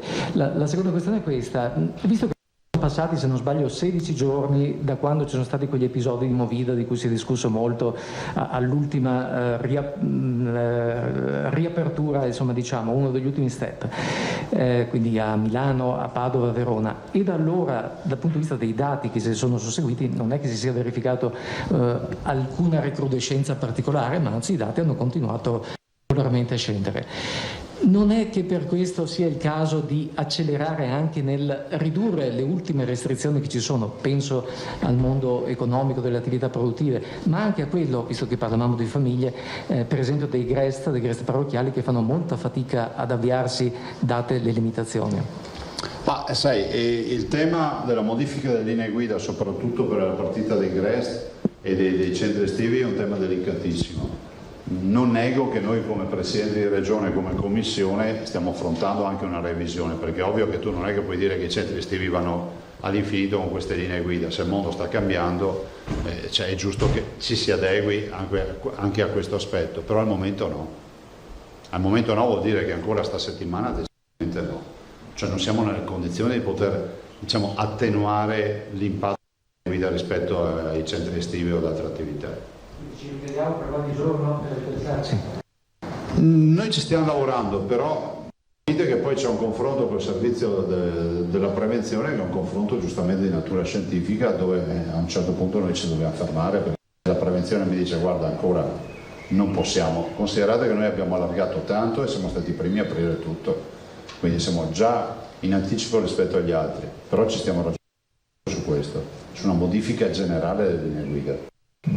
Pensate, non so, alle limitazioni nei ristoranti, cioè se finisce che siamo ancora ai 12 non conviventi con la tavolata, siamo ancora al tema dei conviventi e altre robe, se il tutto si riducesse, entra in ristorante si identifica, lo si può anche far diventare linea guida, ma bisogna che ci sia un minimo di dato epidemiologico per il servizio della prevenzione. E così con il carico sui centri estivi, il numero di operatori per bimbi, eccetera. Banzan.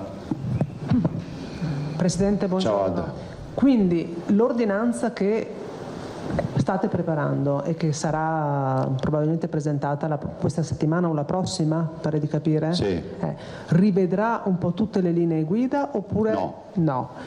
Però potreste un attimino strappare sui centri 03? Sì, 03. Stiamo lavorando su lei quello. quando dice non possiamo aspettare all'infinito, cercheremo di andare in soccorso delle famiglie anche rischiando? Ci siamo dati come obiettivo quello di risolvere il problema in settimana, Alda. Ok, va bene.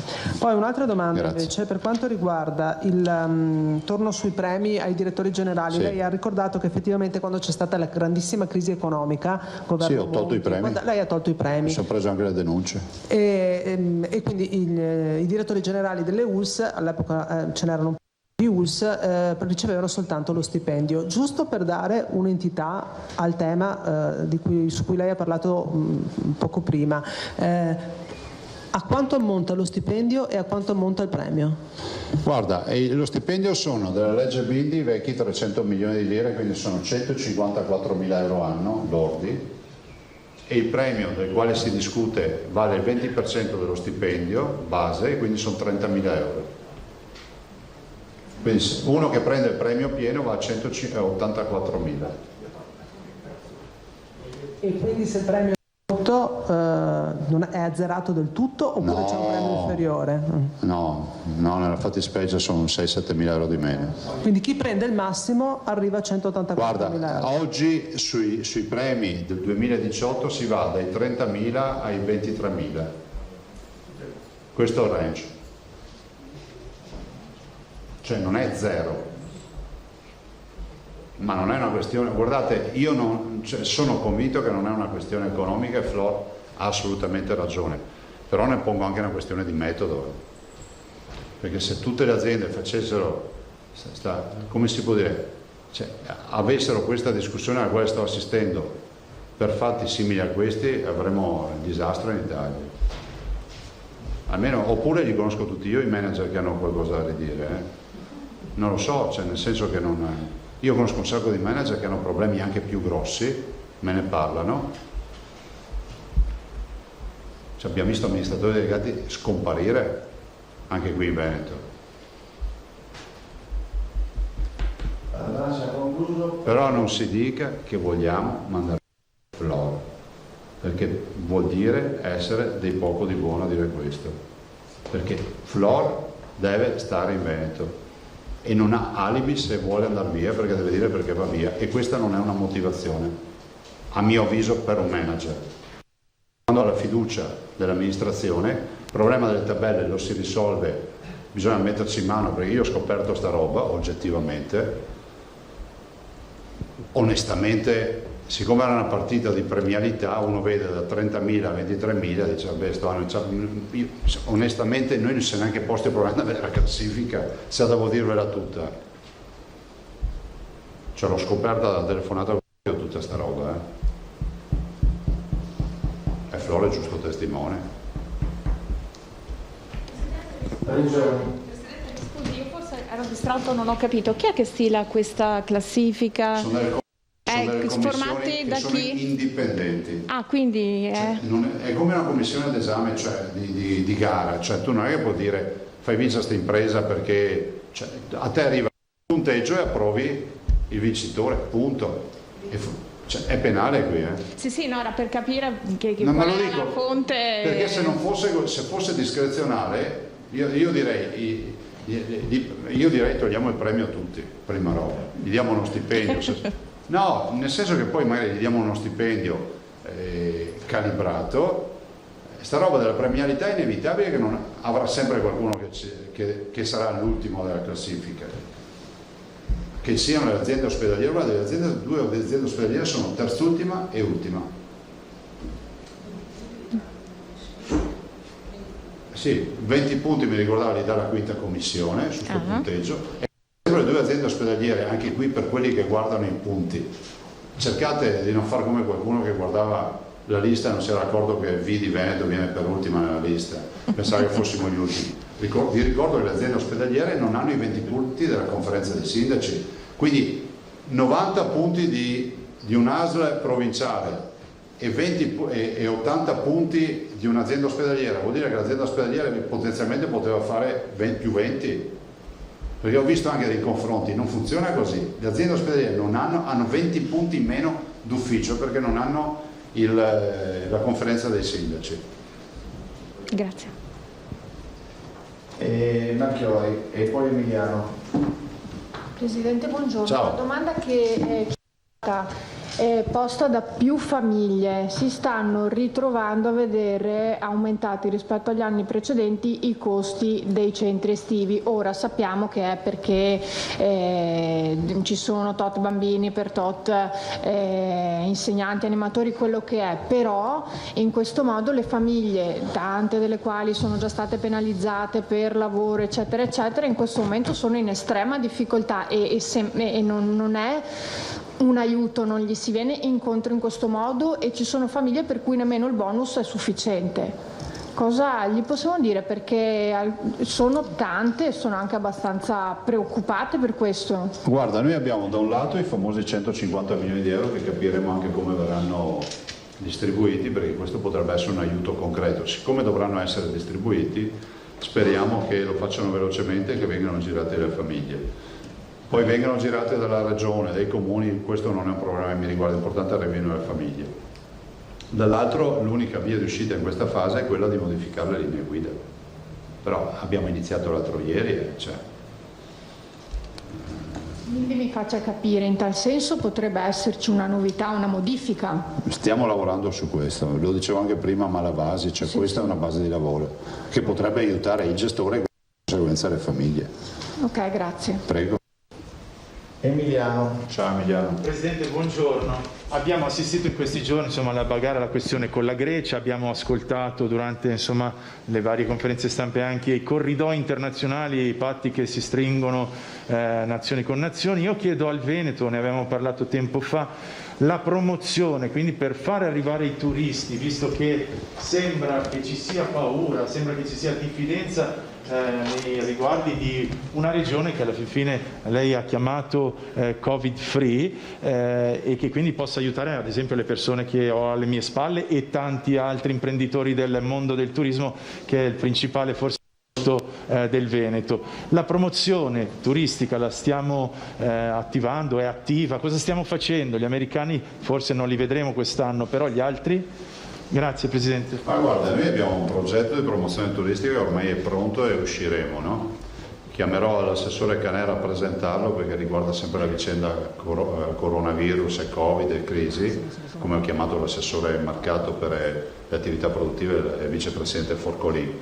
E noi abbiamo un piano che è anche innovativo peraltro, io ci ho messo mani in più occasioni, sarà qualcosa innovativo, visto considerato che ci sarà mischia al centro a livello internazionale. Pensate che tutti hanno il loro piano, tutti cercheranno di comunicare, vedremo di fare qualcosa anche di speciale. Dopodiché c'è una promozione nazionale che deve essere fatta in maniera strutturata. A tutt'oggi non si è visto nulla.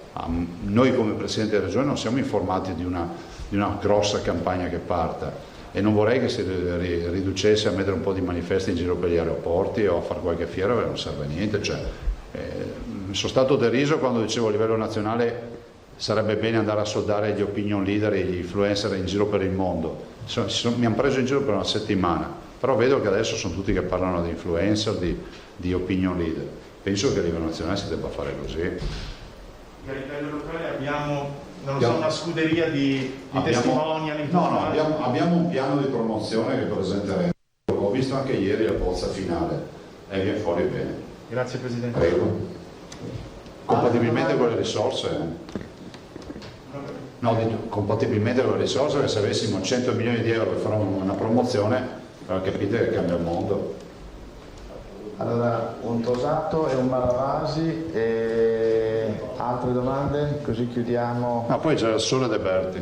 Poi passiamo all'assessore De Berti. Certamente, guardi, sono più che altro due segnalazioni che riguardano, uno riguarda proprio il trasporto privato, poi magari sarà affrontato anche dall'assessore. C'è l'assessore, sì. Certo. Insomma, in particolare i conducenti dei veicoli a noleggio. Sono loro? Ecco, quindi benissimo. NCC, esattamente. E l'altra cosa riguarda i centri estivi dei comuni, chiedono se i comuni che li stanno predisponendo, se sarà possibile per i bambini, per i ragazzini portarsi da casa mangiare la merendina, la bottiglia d'acqua minerale, i giochi, ecco. Stiamo guardando perché lì c'è il famoso articolo 2 che prevede fondamentalmente la creazione di un catering. E dicevo proprio anche all'assessore ieri, non è morto nessuno a mangiare il panino o la mela, no? Cioè non è che adesso dobbiamo mettere in sicurezza il punto tale che dobbiamo fare tutta la certificazione della filiera, iniziare dall'ospedale e arrivare alla bocca del bambino. Cioè, fa un panino a casa della mamma, più sano del panino della mamma non ce n'è. Se mi consente soltanto un flash che riguardava proprio il caso Flor, ma non vorrei neanche chiamarlo caso Flor perché non va personalizzato. Mi correggerà se sbaglio l'assessore Lanzarin, però mi sembra, vado a memoria, che è vero che le aziende non usufruiscono dei punteggi da parte delle conferenze dei sindaci, ma nel loro caso il punteggio della giunta pesa di più, quindi insomma compensa questa cosa, giusto per la precisione. Ecco. Ma soprattutto perché dicevo che non va personalizzato secondo me questa cosa, perché quello che mi ha colpito personalmente nelle dichiarazioni di Flor è che Flor a un certo punto dice ma insomma a fronte di un'azienda che da anni dimostra la sua capacità, la sua assolutamente sì, il suo valore, vengono adottati in maniera rigida dei criteri burocratici, una griglia che non tiene conto del fatto che a noi vengono affidati gli interventi più delicati, quando c'è un'emergenza spesso ce ne facciamo carico e veniamo valutati alla stregua con tutto rispetto, di un ospedale ordinario di provincia, e questo anche per quanto riguarda per esempio la spesa. Lui fa un esempio, dice è vero, abbiamo speso di più per i farmaci. Ha fatto un corso di medicina o altro? Insomma, sono certo che lei ha colto questa... Ma sì, ma guardate, io condivido tutto, non condivido il metodo. Cioè, nel senso che io penso che tra manager, se c'è un problema, c'è una soluzione, giusto? Se non c'è una soluzione, non c'è un problema. Allora, se tu mi dici che c'è problema e non c'è soluzione, devi andare via, vuol dire che non è un problema. Siccome tutti i problemi hanno una soluzione, troviamo una soluzione anche a questo, ma se ne fai una questione solo e irremovibilmente, che posso capire, anzi la capisco, io mi sarei incazzato anche più di Flor, però alla fine poi è andato a dire bene, adesso cosa facciamo? Flor dice che non vuole fare i corsi. Io vorrei vedere le lettere di contestazione che ha fatto, che per noi sarebbero utili, ma siccome non le ha mandate a noi, anche qui sarebbe utile capire, contestazioni che sono delle osservazioni utili, perché il professor Rea ha una lista lunga perché è il numero 1, non si discute su questo. Ma mettetevi nei miei panni, io queste carte non le ho mai viste, so solo che c'è un gruppo di lavoro che dà i punteggi in base a tutte le formule fantascientifiche e la legge mi dice che io non devo assolutamente mettere pegole su sta roba perché è un reato. E poi mi fa star male pensare che venite voi oggi a fare la difesa del mio manager. La trovo strana sta roba. Quindi al dottor Flor chiedete che se è vero che vuole andare via, e secondo me sbaglia, ma sbaglia di grosso, chiedetegli perché. Perché se va via per questo motivo non è un motivo. Io la vedo così. Perché abbiamo avuto manager della regione e anche Flor ha avuto problemi ben più grandi che ha saputo affrontare assolutamente con agilità. E non voglio neanche che si dia l'idea che la regione diventa ogni volta controparte del direttore dell'azienda ospedaliera, perché l'azienda ospedaliera esiste perché ha dei grandissimi professionisti e perché c'è una regione che inietta a piedi lista tutto quello che può fare. Perché come diciamo sempre, i tamponi come noi li ha fatti anche a New York, no? Però a New York hanno le fosse comuni, noi no. Se ci togliamo la parte di sfiga, vuol dire che servono i tamponi, servono le terapie intensive, servono le malattie infettive, servono il direttore generale in gamba come Flor, serve tutto un sistema. Allora, o cominciamo a ragionare con squadra, se no è finita, punto. Alla fine abbiamo sempre tutti un interlocutore che si chiama paziente. Perché io mi metto nei panni dei pazienti e leggono di queste beghe qua, penso che non siano edificanti. E con questo ho chiuso la trasmissione. Malavasi, ora non mi ricordo chi si era prenotato dopo Malavasi, scusate. No, Malavasi. In questi giorni si è parlato più volte in maniera perplessa, critica circa le decisioni, gli atteggiamenti o le scelte della Grecia nei confronti dei visitatori anche italiani. Però di per sé c'è anche la vicina e addirittura confinante Austria che abbia un atteggiamento molto più aperto. Allora, salvo che io mi sbagli, c'è da fare qualche valutazione anche da parte del Presidente della Regione circa l'Austria e magari anche qualcun altro, e chi oltre alla Regione Veneto e al Presidente può ovviamente dirà il Ministero degli Esteri, ma insomma non è pensabile che anche qui in logica di squadra si concerti un po' meglio l'atteggiamento da seguire? Sì, guarda Malavasi, gli esteri non sono di competenza nostra. Che avevamo un ministro degli esteri, auguri. Ma scusate, quando io ero ministro dell'agricoltura non è che uno veniva a parlare delle patate a me e io dicevo non so, c'è il ministro dell'agricoltura, le patate e i cavalli quando aveva la crisi del latte eccetera. Quando si parla di frontiere, di confini, di diplomazia c'è il Ministero degli Esteri, adesso al di là delle battute. Io penso che anche l'Austria, se fa queste scelte, saranno poi, saranno surclassati dai cittadini. I cittadini austriaci sono dei fratelli per noi, sono dei familiari, per cui non capisco neanche come possano pensare di non avere rapporti con una comunità che è un unicum per loro. Tanto è vero che la Carinzia si pone in maniera diversa rispetto a tutto il resto dell'Austria, anche questo è un tema sul quale andrebbe fatto qualche ragionamento, ma Carinzia vuol dire Klagenfurt, Villach, vuol dire il nostro confine. Marchiori, poi passiamo all'assessore De Berti. Marchiori, aperte le frontiere, puoi andare in Puglia. Non si preoccupi, non sto a domandarmi ancora da casa in Puglia. Sono pronta per partire. Non che avevo dubbi, aveva fatto 50 domande su quando aprono i confini. Anzi, quando vuole è ben accetto anche lei. Allora, a proposito verremo con Pullman. A proposito dell'Austria, c'è quest'ultimo. Allora, qua che sei Pullman? Vabbè, viaggio della speranza, no, un po' di tranquillità.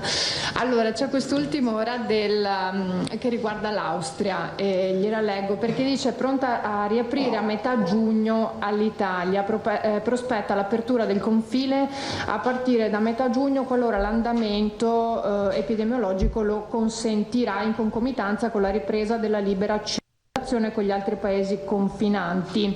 Se così non fosse, Vienna valuterebbe almeno la ripresa degli spostamenti con le regioni italiane che possono vantare dati positivi. Tutto aperto. Kurz sta rivedendo la sua posizione, ma faremo festa quando la rivedranno i greci, vedrete, i greci non si smentiranno, alla fine diranno che ci sono sbagliati. Assessore De Berti. Sì, grazie ragazzi. Buon lavoro, grazie. Volevo chiedere di Radio DJ, ma questa volta. Avete sentito l'intervista? Penso Albertino li conosce almeno da 25 anni e mi hanno chiamato, ha fatto, ti è piaciuta? Sì. Se non fosse un'imitazione all'inizio, poi se no. Allora, sono mia De Luca, c'è l'originale, basta qui. Non le abbiamo chiesto niente. Appunto, basta, fine. No, ti sei bruciato tutti i tempi, Filippo. È una domanda cioè, voi avete un tempo e basta. Fine. Altrimenti si dice che prendiamo le parti di Salvini. No, assolutamente. L'assessore De Berti, prego. Grazie, buongiorno.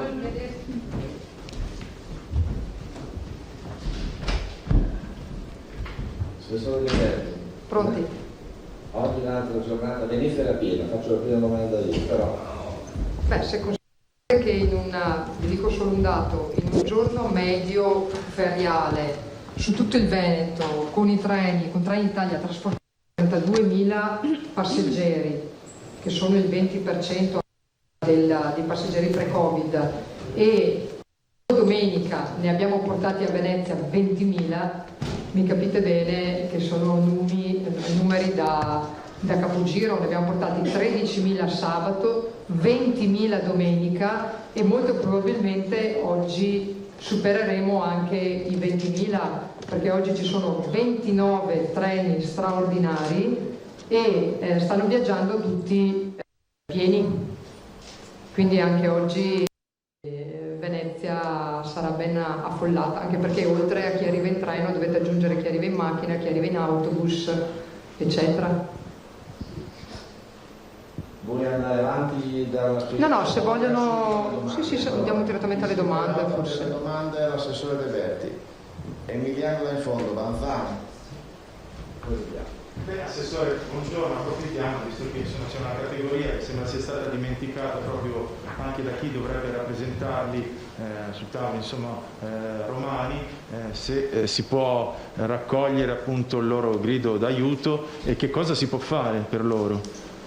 Allora, guardate, io è un po' di giorni che, visto che l'assessore Marcato, qualche giorno fa avevo parlato con lui perché gli ho posto proprio la domanda, scusa, gli ho detto, ma io mi occupo del trasporto pubblico locale, però nel mondo dei trasporti c'è tutta un'area dedicata al trasporto privato che sento che nessuno ne parla. E ho chiesto a Marcato se sul tavolo le associazioni di categoria a lui come attività produttive avevano posto la questione del trasporto privato, e Marcato mi ha detto di no, che a lui il problema del trasporto privato non è mai stato posto.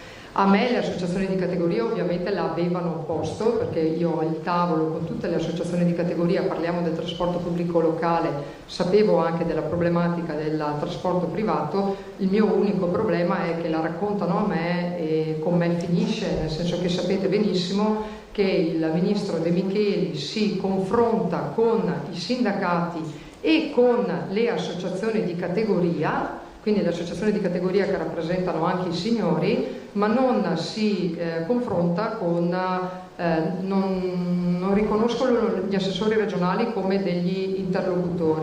Quindi sostanzialmente nel momento in cui la problematica viene posta a me, io non ho nessun tavolo dove porla. La prima domanda che ho posto a chi è qui oggi è stata: ma voi non avete un'associazione di categoria che porta avanti le vostre richieste? E purtroppo la risposta che tutti in maniera corale mi hanno dato è stata: ma noi non ci sentiamo rappresentati.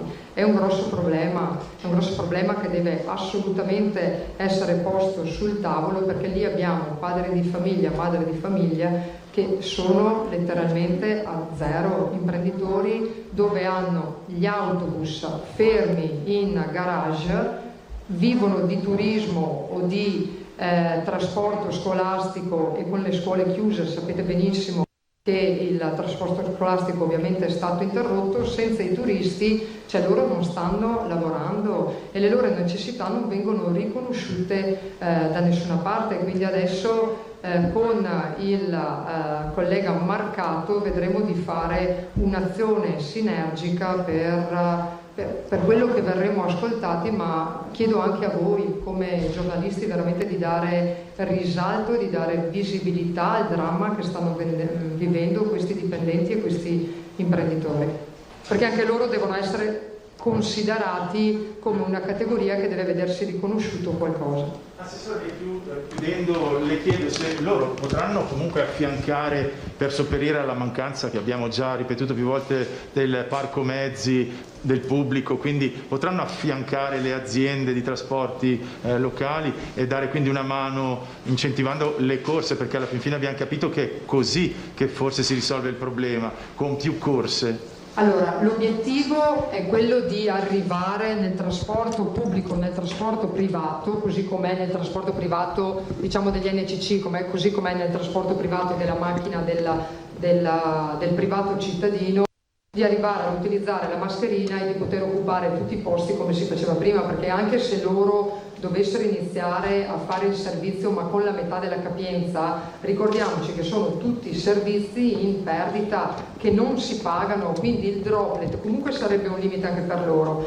In questo momento non è possibile affiancarli al trasporto pubblico locale, che vi dico è oggetto di discussione nel tavolo che io ho aperto, il discorso di integrare il TPL con il loro servizio. Però tutte le aziende di trasporto, dal ferro all'acqua alla gomma, non hanno ancora richiamato in servizio tutte le persone che hanno in cassa integrazione, non hanno ancora messo fuori tutti i mezzi che hanno a disposizione. Questa valutazione, qualora non verrà tolto il droplet, è una valutazione che verrà fatta nel momento in cui tutti i mezzi saranno dispiegati, tutto il personale sarà dispiegato e non sarà sufficiente. Quindi sicuramente loro potranno venire in soccorso del trasporto pubblico locale, ma in questo momento noi abbiamo, parlo per Trenitalia, il 65% dei treni in servizio, quindi anche questi servizi, ci tengo a dire che noi abbiamo fatto domenica 24 treni straordinari, sabato ne abbiamo fatti un'altra decina, 10-15, ieri ne abbiamo fatti 8, ma c'erano tanti treni in servizio perché eravamo giorno feriale, oggi 29, ma lo possiamo fare perché abbiamo tanti treni fermi. Cioè, nel momento in cui noi dal 14 giugno ritorniamo ad un'offerta di servizio che si avvicinerà, guardate, sarà dell'83-85%, ma di fatto su alcune linee sarà il 90-100% dei treni pre-Covid, io non avrò la scorta di treni per poter rinforzare e abbiamo tutta la partita economica. Quindi sicuramente loro, nel momento in cui il governo dicesse va bene, quel fondo che noi continuiamo a dire 500 milioni non sono sufficienti per il TPL, acqua, gomma e ferro servono almeno 1,5 miliardi, bisognerebbe fare poi un fondo per da integrare per poter portare con gli autobus, pagare gli autobus come servizio di supporto, che però l'autobus non è mai il servizio del treno, cioè è un servizio più capillare, ma non è un servizio veloce, diciamo che da un punto di vista di tempi sicuramente l'autobus è più penalizzante. Assessore, scusi, quando si ritornerà al pre-Covid e quindi avremo tutti i treni in servizio, probabilmente da fine mese, immagino, manca poco. Ne parlavamo ieri col Presidente, le linee sono quelle, cioè se quelli sono i binari non è che possa metterci tanti più treni, perché non ce ne stanno, esattamente come a Venezia, quello del Canale Grande non posso metterci più i vaporetti perché fisicamente non ci stanno. Lei aveva presentato lo scorso novembre, se non vado errato, aveva presentato lo scorso novembre, se non vado errato, una proposta al Ministero per raddoppiare alcune linee ferroviarie. È vero che non ha avuto risposta e perché? Da quanto le risulta? Allora, io sostanzialmente sorrido quando vedo qualcuno purtroppo che fa anche il consigliere regionale che dice ma qual è il problema? Sono stati comprati i respiratori, compriamo i treni, sì, poi i treni magari li mettono nel Canale Grande, cioè i treni devono avere dei binari, ci devono essere delle tracce che devono essere libere per poter essere fatte. Sorrido ancora di più perché per poter implementare il servizio di trasporto pubblico regionale, ad esempio sulla Venezia-Verona, serve l'alta velocità, l'alta capacità con il raddoppio dei binari. Questo mi permetterebbe nella linea storica di liberare tracce, perché servono le tracce per mettere i treni, non è solo una questione di comprarli e di pagare il servizio, libero tracce e incremento il servizio del trasporto regionale.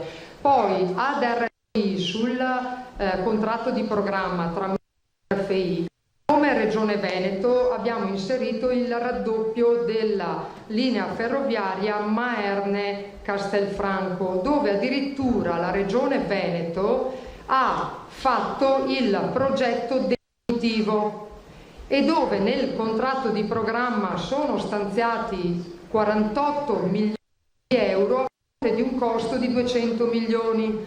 Quindi noi abbiamo chiesto ad RFI di integrare il finanziamento con i 200 milioni per poter potenziare anche la Maerne-Castelfranco. Regione Veneto non si è fermata qui, stiamo facendo il progetto preliminare, tenete presente che noi stiamo facendo progetti su infrastrutture dello Stato, ok? Quindi togliamo allo Stato il programma della progettazione e le lungaggini della progettazione, gli diamo già il progetto, ovviamente condiviso con RFI. Sulla Castelfranco Bassano, anche lì è previsto il raddoppio e stiamo facendo il progetto di fattibilità tecnica economica, che è l'ex preliminare per capire, da dare a RFI. Quindi sì, si può implementare, ci sono alcune linee, la Verona-Venezia con l'alta velocità e l'alta capacità si potrà implementare, la Bassano-Venezia, che è un'altra delle linee molto utilizzate, si potrà incrementare il numero di treni, ma solo a fronte di un investimento dello Stato sul raddoppio dei binari, dove la Regione Veneto, ripeto, sta a spese della Regione facendo le progettazioni. Guardando un poco in là, insomma, a settembre, quando riprenderanno le scuole, ci sono già, mi pare da aver capito, delle trattative in corso, in particolare col sistema scolastico regionale, per capire come adeguare i servizi di trasporto alle richieste e alle esigenze che ci saranno. C'è qualche novità nel dialogo con la Regione, con le scuole, insomma, con il sistema scolastico? Allora, io non ho riscontro dalle scuole. Con l'assessore Donazzani incontreremo il provveditore regionale e i dirigenti scolastici giovedì proprio per affrontare questo problema del trasporto, perché il trasporto pubblico locale comunque è un sistema molto rigido, non è che indipendentemente da come organizzeranno le scuole noi riusciremo ad organizzare anche il trasporto. Le due organizzazioni devono essere fatte in maniera sinergica, a meno che non diciamo va bene tutti con la mascherina sul mezzo pubblico e non c'è più il della capienza. Allora a questo punto non c'è il problema, li possiamo tranquillamente portare a scuola e non abbiamo più la difficoltà. Però io non so se le scuole hanno tutti gli spazi adeguati per poter garantire un minimo di distanziamento, questo non lo so, molto probabilmente il primo confronto l'abbiamo giovedì, però ripeto, io faccio anche fatica ad avere risposte sulle interlocuzioni tra il MIT e il MIUR, perché a me manca l'interlocutore Ministero Infrastrutture e Trasporti, che non ho la più pallida idea di che cosa stia facendo, perché a noi non dice niente. Noi dialoghiamo con il Ministero attraverso la Commissione Infrastrutture, ma non con il Ministro. Ma secondo lei la soluzione preferibile è quella mascherina e capienza come prima? Ma guardi, quello che è successo in questi giorni andando a Venezia è solo l'antipasto di quello che succederà a settembre, perché a settembre, io 2 mesi che lo sto dicendo, che il sistema del trasporto pubblico imploderà con la riapertura delle scuole, perché noi adesso non abbiamo problemi durante la settimana abbiamo ancora, pur mantenendo il 50% dei posti, abbiamo ancora una capienza importante, l'occupazione è del 25-27% dei posti consentiti. Se io faccio l'occupazione media sui treni rispetto a tutti i posti del treno, al 100% dei posti siamo intorno al 13-14%, quindi insomma ho ancora dei margini importanti, però allora io o tolgo le mascherine e risolvo il problema, altrimenti quello che abbiamo visto in questi giorni. Metto la mascherina, scusate, ho detto tolgo, no, metto la mascherina e risolvo il problema, perché pre-Covid io portavo 150.000 persone, che poi poteva essere sempre la stessa che andava su e giù, al giorno, con 700 corse giornaliere, treni.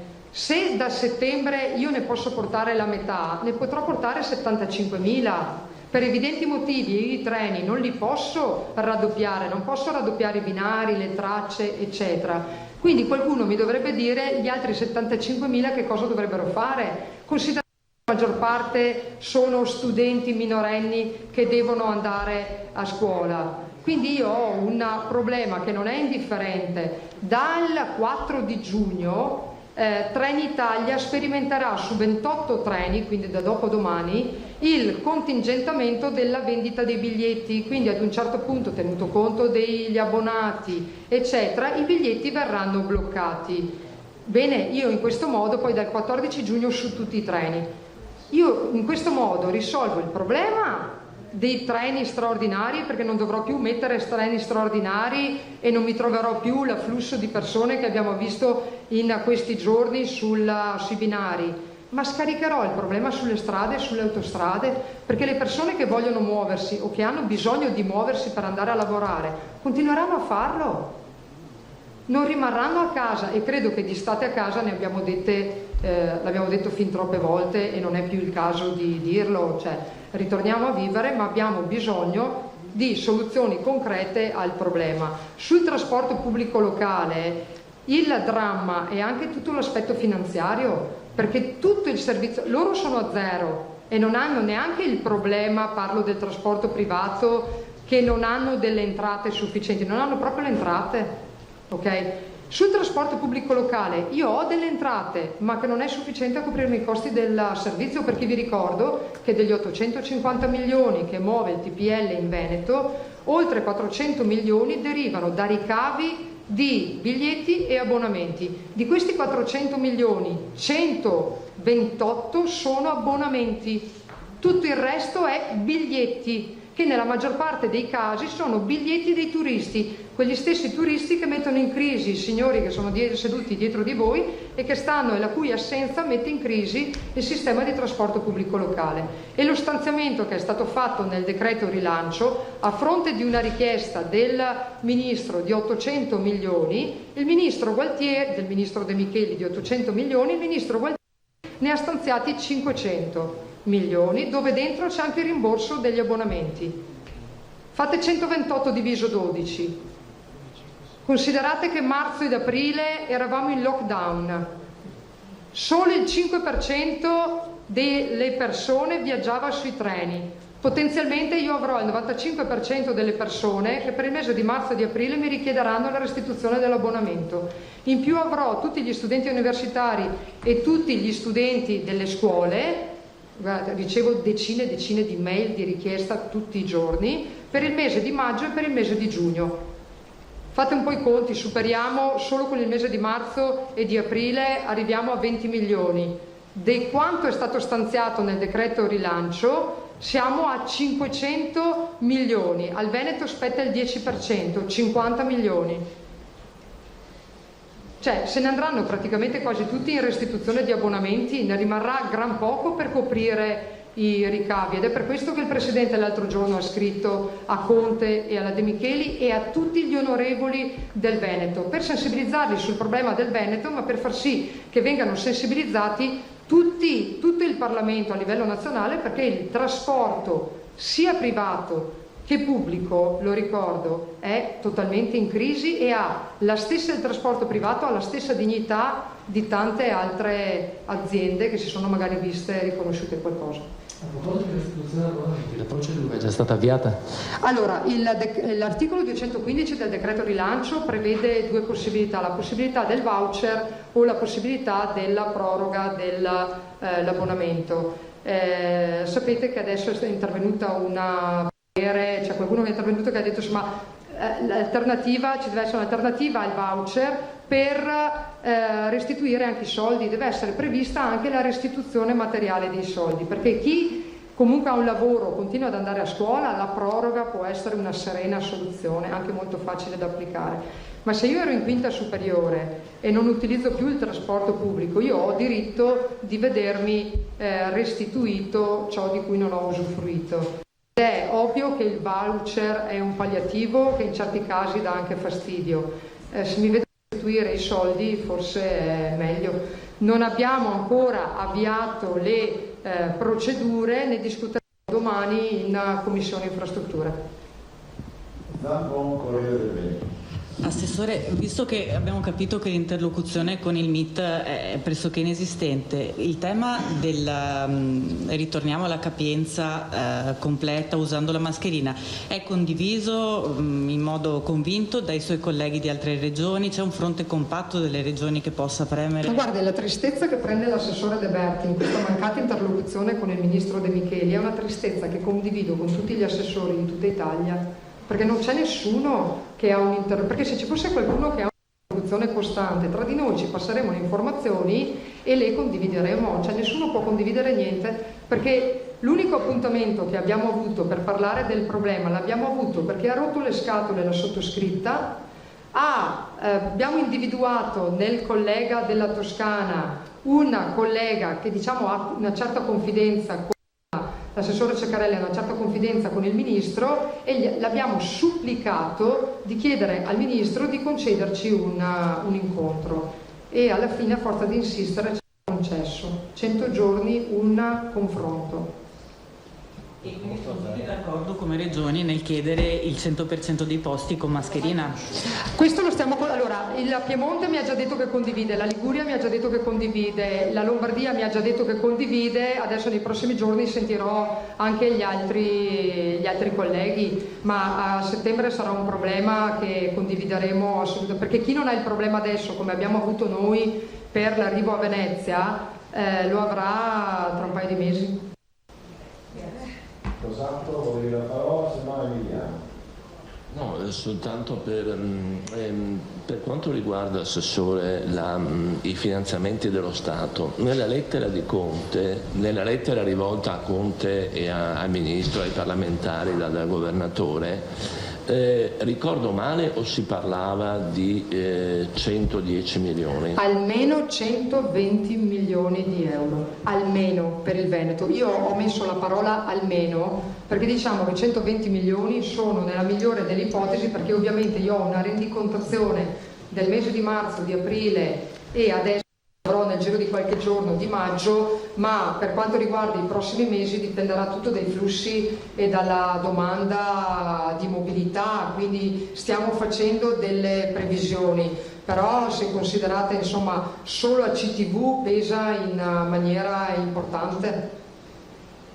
E ne sono stati stanziati una cinquantina per il Veneto. 500 milioni a livello nazionale. Il Veneto, essendo insieme al Lazio e dopo la Lombardia la regione, una tra le regioni insieme a queste più virtuose, perché i nostri piani economici e finanziari si reggono sulle entrate da ricavi, da biglietto e da abbonamento, e non è così per tutti, ci sono regioni dove le entrate da biglietto e da abbonamento si aggirano intorno al 10 al 15%, tutto il resto sono soldi statali che mantengono il servizio. Noi abbiamo i cittadini che pagano il servizio, che mantengono l'equilibrio, siamo intorno al 50% più o meno, e quindi giustamente avendo previsto nel decreto rilancio che i 500 milioni verranno distribuiti base ai ricavi dell'ultimo biennio, la Regione Veneto, ripeto, dopo la Lombardia e insieme al Lazio, è tra le regioni che avrà la maggior somma, ma è anche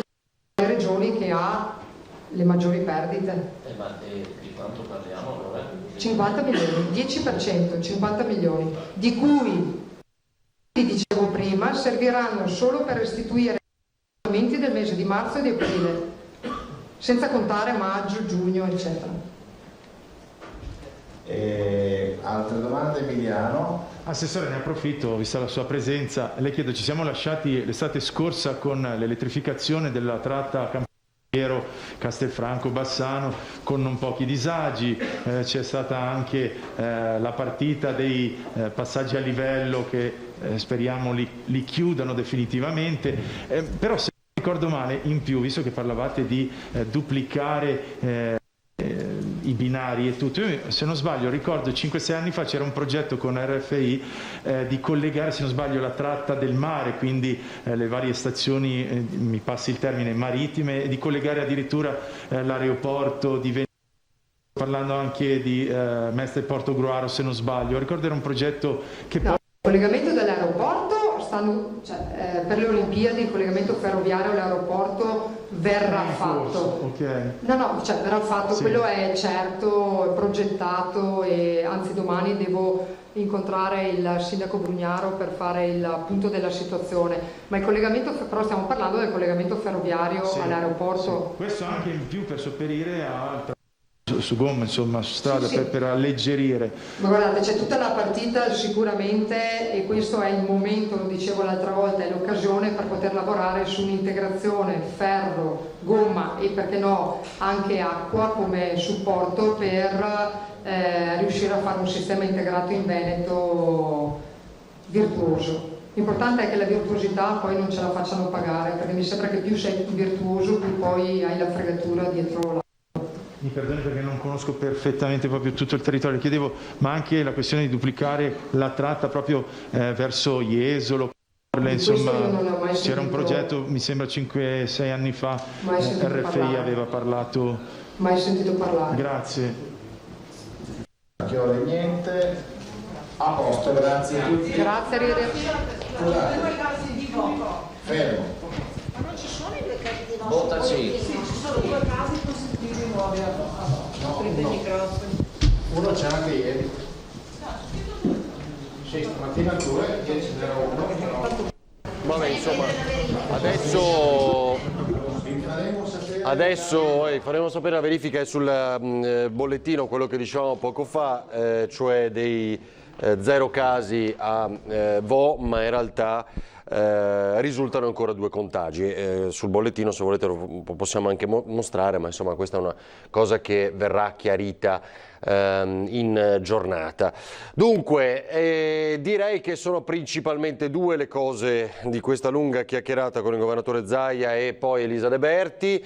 Siamo più in ritardo del solito, quindi adesso vi presento subito gli ospiti e il tema trasporti che in gran parte aveva già anticipato ieri sera a Ring proprio l'assessore De Berti e le condizioni di difficoltà. Poi penserete quello che si vuole, ma in effetti un confronto con il Ministro ci deve essere. Che non ci sia dal 5 novembre è certamente strano.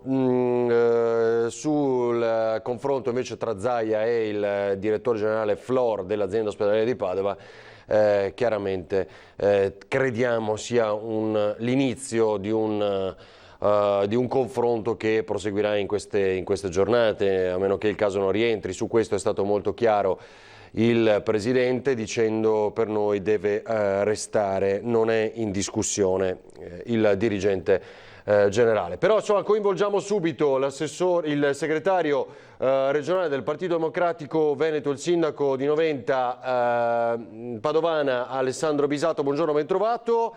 E vedete al suo fianco l'europarlamentare della Lega Gian Antonio D'Arè. Tra poco ci sarà con noi anche Mario Pozza, presidente dell'Union Camere del Veneto, quindi aggiungeremo al dibattito, proprio che siamo anche in ritardissimo. Subito Bisato, cosa dice? Dopo aver ascoltato. Beh, guardi, sull'aspetto del direttore generale io ne ho parecchie da dire. Cioè? Mi pare che Zaia anche oggi abbia questa capacità di prendersi tutti i meriti quando le cose funzionano e come dire, rigettare da sé la responsabilità quando qualcuno alza il dito e dice che si potrebbe far meglio. Venendo a Flor, nemmeno sotto traccia lo dice apertamente. Questa è un braccio di ferro tra Flor, che ha la possibilità di parlare perché fra 2 mesi può andare in pensione, e il direttore generale del sociosanitario in Veneto. Lo dice mica nemmeno sottesamente, cioè espressamente. Cioè, il giudizio che viene dato, ne so qualcosa da presidente di una conferenza, come è stato detto anche poc'anzi, per una piccola parte è determinato appunto dalla conferenza dei sindaci, per un'altra parte dalla 5ª commissione a livello regionale di consiglieri regionali, e poi mi si venga a dire, cioè non si può mica accettare il fatto che siano delle regolette che sono cadute da Marte. Le ha messe la Regione del Veneto le regole per poi stabilire chi è il più virtuoso e il meno virtuoso. Nel Cioè, 2017 qui si sta sono stati discutendo della virtuosità dell'azienda ospedaliera. Sono criteri che penalizzerebbero appunto questa azienda ospedaliera, e da lì questa rabbia. No? Direttore, non solo quello, c'è un passaggio dell'articolo che dice: ma con Mantoan ci sono stati motivi di frizione? C'entra la polemica sui tamponi? Chiedetelo a lui. Io posso dire che se non avessimo fatto i tamponi saremmo finiti come la Lombardia. Nella lettera che ha inviato, il primo messo in mora ero io, il secondo Crisanti. Cioè, mi pare che sia chiarissimo. Cioè, poi è chiaro che ci si può attaccare a tutti gli specchi del mondo, ma qui è un dritto per dritto.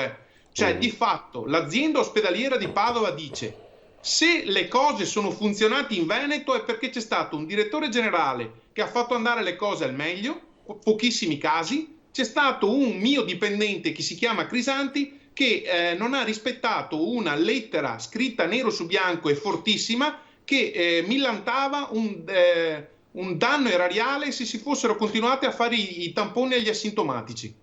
Cioè, mi pare che questo, messo in fila, 1 più 1 fa 5, non fa più 2. Cioè riemerge, diciamo, il contrasto carsico con il professor Crisanti. Insomma, qui no? Cioè, interviene Flor che di fatto lo difende, e prendono nel mirino il mega dirigente che è Mantoan, giusto? E quindi di conseguenza Zaia. Così secondo la sua lettura, Bisato, no?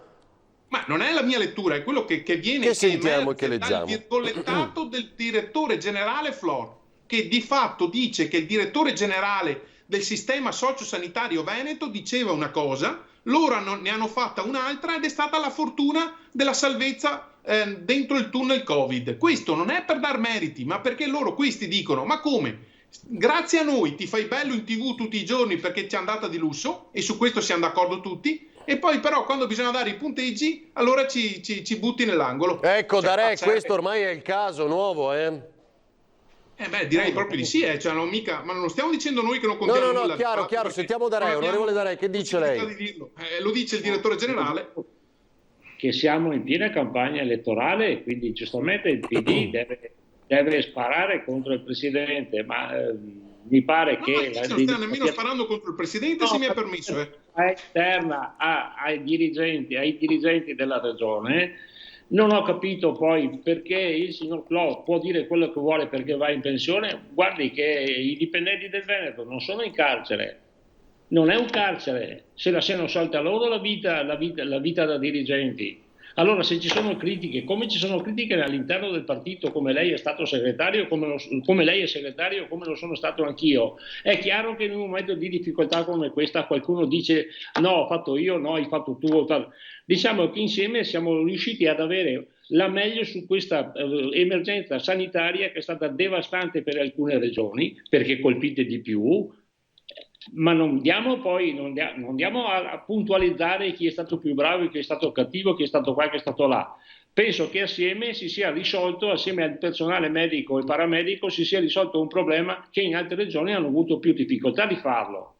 Allora, fare una polemica su questo mi pare abbastanza pretestuoso, ma soprattutto fuori luogo, anche in un momento in cui, diciamo, l'attività stanno iniziando a ripartire. Ed è giusto fare squadra come lo stiamo facendo noi. Io non sto criticando il governo che ha mandato i soldi ai comuni, dico bravi il governo che ha mandato i soldi ai comuni perché diamo la prima risposta ai cittadini, ma non possiamo criticarci uno con l'altro.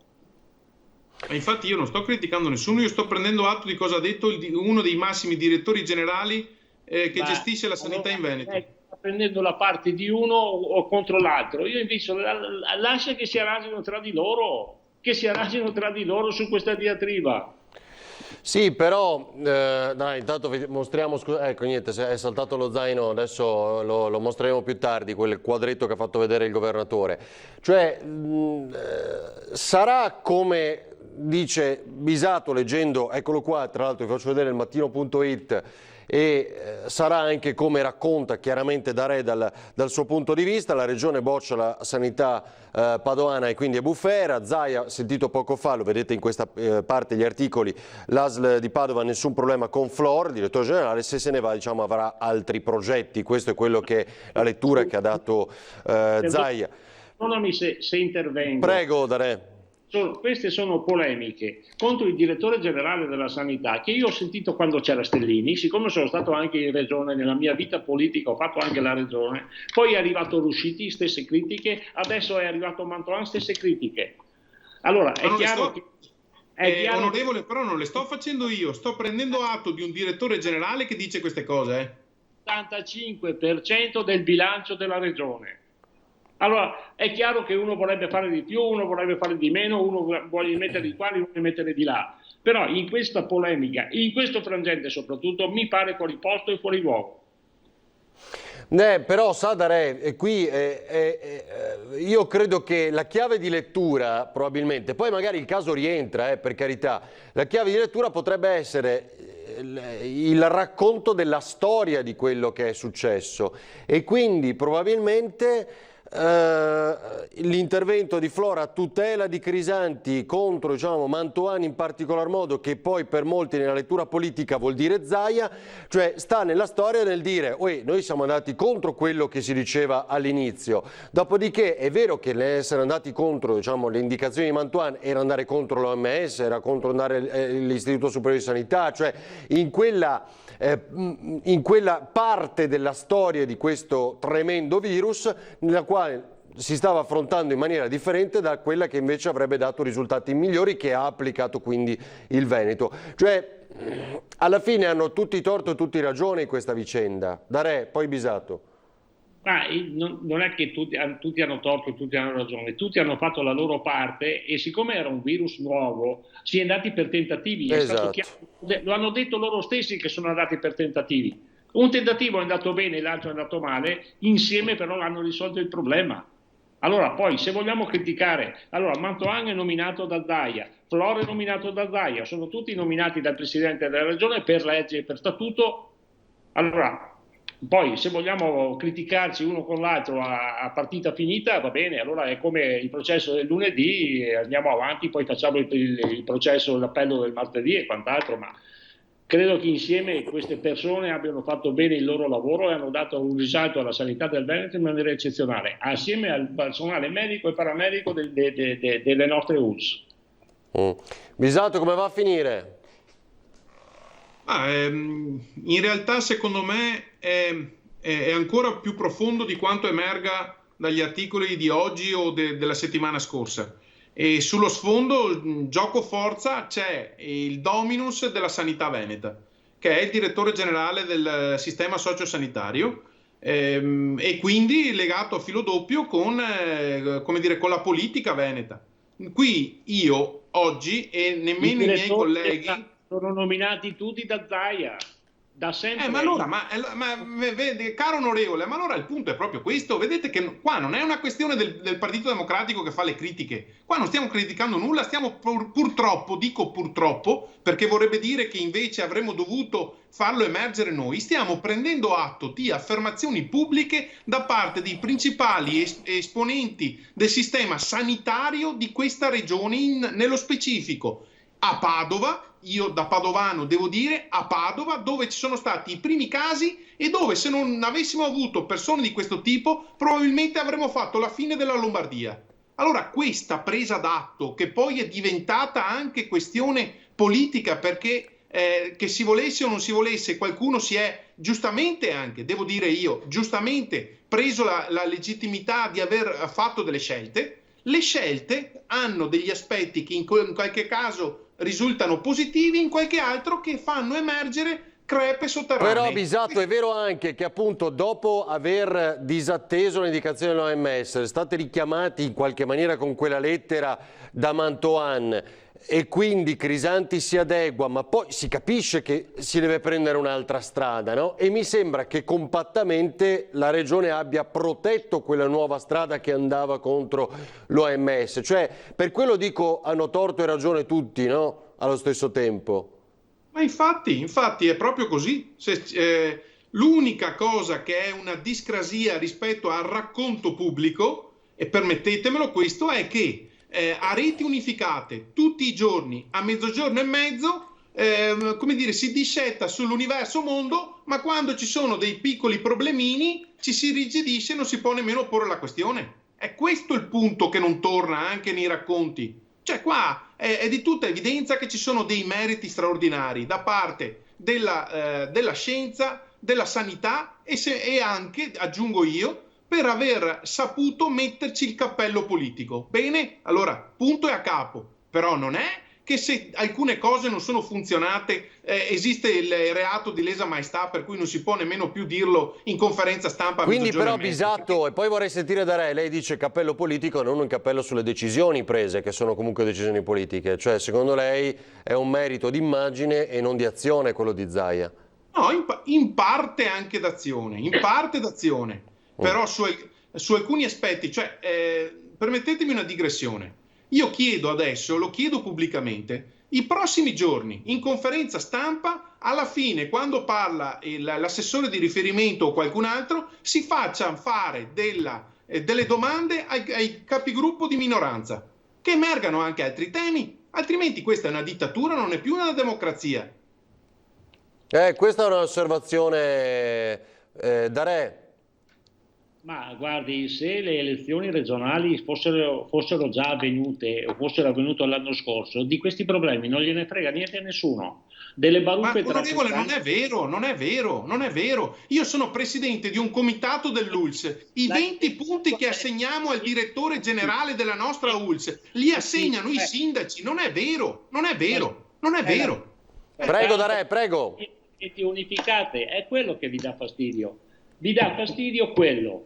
La conferenza stampa che fa il governatore a reti unificate. Onorevole, a me non dà fastidio nulla. L'importante è che emerga la verità. Aspetti, Bisato, perché sennò vi sovrapponete. Prego, Dare, concluda. No, ma è solo una questione. Siamo a ridosso delle votazioni regionali e naturalmente ci contesta la presenza di Zaia nei social e nelle TV private e non. Se poi ha avuto il merito di essere un grande comunicatore, prendete atto, ma non credo che Zaia avesse bisogno del coronavirus per diventare famoso. Era famoso anche prima, lo sapevano benissimo cosa votare i veneti. Chiaro? Posso dire una cosa, direttore? Prego, non ho capito se Ilaria Marchiori è collegata con noi o no. Mi dice di sì, ma adesso aspettiamo. Ah sì, la vedo. Allora, aspetti Ilaria, prego Bisato. Guardi, il governatore mi è anche simpatico, io non ho nessuno... meno male, figuriamoci se era antipatico, prego. Non ho nulla nei confronti del governatore del Veneto, ma se stiamo in un sistema di democrazia, per cortesia, qua ci siamo arrovellati, anche lei, anch'io, in tante trasmissioni a parlare di par condicio. Par condicio cosa vuol dire? Che tutti potranno esprimere il proprio pensiero sulla vita, sulle cose che stanno succedendo in questa regione, o no? Allora, sarà un tema da porre quello che, oltre alla legittima richiesta e risposta alle domande che vengono poste... Diciamo che la vostra è una legittima difesa di democrazia. Allora, aspetti, però, segnalo, le nostre dirette sono lunghe e quindi prima e dopo ci sono sempre gli esponenti di tutti i movimenti. E tra l'altro lei ricorderà, Bisato, Lorenzoni e Cappelletti si sono presentati qui su Antena 3, a Ring, quindi sono gli unici che li ha sempre invitati. Quindi, allora, aspetti solo qualche istante. Ilaria, ci sei? Ilaria Marchiori, Paola Barbato, allora un flash davvero, perché qui già ci si confronta sul caso Flor. Allora, che cosa ne hai capito tu?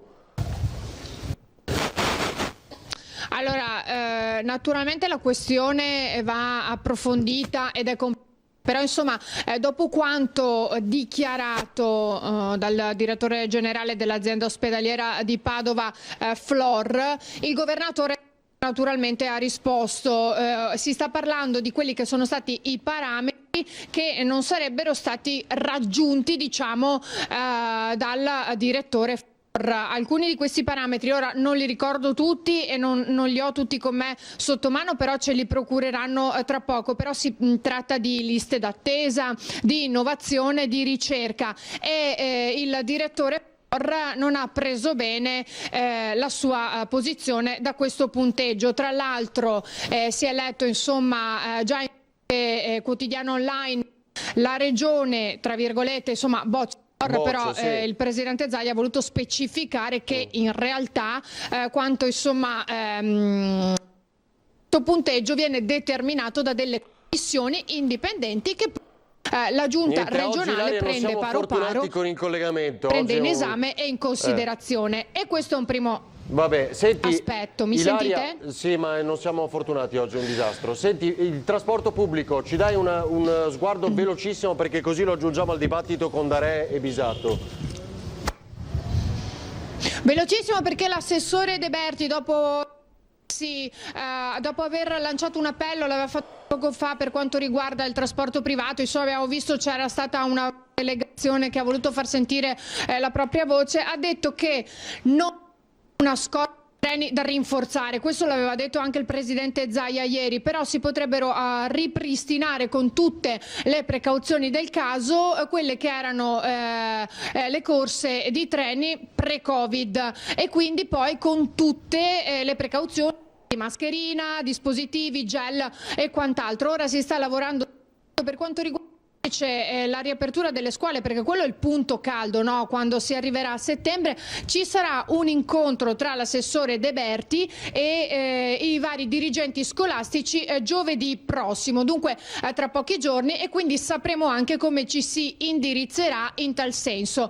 Si potrebbe pensare, ha detto, anche ad aumentare le corse di autobus, però treni non sono la stessa cosa. Il servizio che fornisce un treno purtroppo, ahimè, non è quello che può fornire un bus e quindi per quanto riguarda i treni si prevede di ripristinare quelle che erano insomma pre-Covid e poi utilizzarli proprio come diceva anche ieri il presidente Zaia con le mascherine e quant'altro. Grazie Ilaria, scusa ma davvero il collegamento oggi non è buono. Un appunto, quello è importante perché Prego, prego. L'annuncio di una nuova ordinanza che arriverà a giorni e che si spera possa coinvolgere anche la fascia 03 che sta insomma tenendo sulle spine molte famiglie e anche i gestori dei nidi privati e di chi insomma si sta attrezzando per poter partire. Grazie Ilaria Marchiori e Paola Barbato, grazie davvero Ilaria. Dunque, ed è questo appunto il tema che dicevamo poco fa, la Regione consegna ai direttori generali le pagelle 2018, l'ospedale che ha salvato il Veneto dal virus è l'ultimo in classifica, Flor pronto ad andarmene, sul podio le USL di Belluno, di Venezia e Azienda Zero, quarta Treviso. Osannata in Italia, presa modello in Europa e nel mondo, ma bocciata in Veneto. Secondo le valutazioni della Regione, infatti l'azienda ospedaliera di Padova è la peggiore struttura sanitaria del territorio, niente meno, ma il direttore generale Luciano Flor non ci sta e minaccia le dimissioni. Questa è la ricostruzione appunto del mattino di Padova. Chiedo a Bisato, segretario PD Veneto, e all'europarlamentare della Lega Darè di restare con noi. Un minuto e ripartiamo da qui.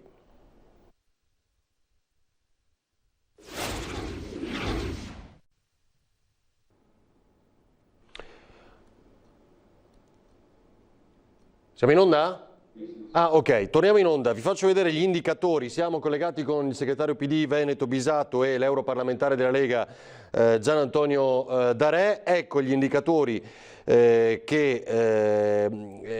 compongono poi questa valutazione che dà dell'azienda ospedaliera di Padova l'ultima posizione purtroppo tra le venete. A questi 80 punti che raggiunge Padova vanno aggiunti 20 della quinta commissione del Consiglio regionale per quanto attiene alla programmazione regionale, cioè è la commissione regionale dei consigli regionali che si occupano di sanità ad aggiungere 20 punti.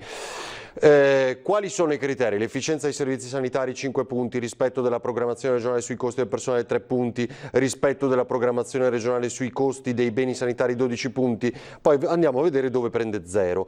Risoluzione di ogni altra criticità aziendale rilevante ai fini del rispetto dei livelli essenziali di assistenza, i LEA, poi 0 punti sulla soddisfazione di tutte le richieste nei tempi previsti, prerequisito per accedere al sistema premiante di rispetto del vincolo di bilancio annualmente assegnato 0 punti, rispetto dei contenuti e delle tempistiche dei flussi informativi ricompresi nel nuovo sistema sanitario 0 punti, quindi il totale arriva a 80 e appunto questa è la tabella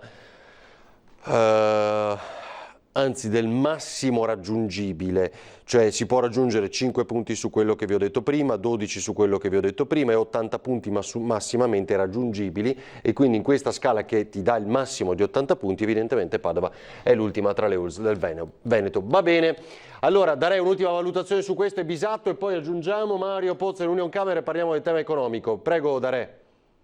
Ormai il nuovo caso politico, glielo dico, sarà così, già campagna elettorale.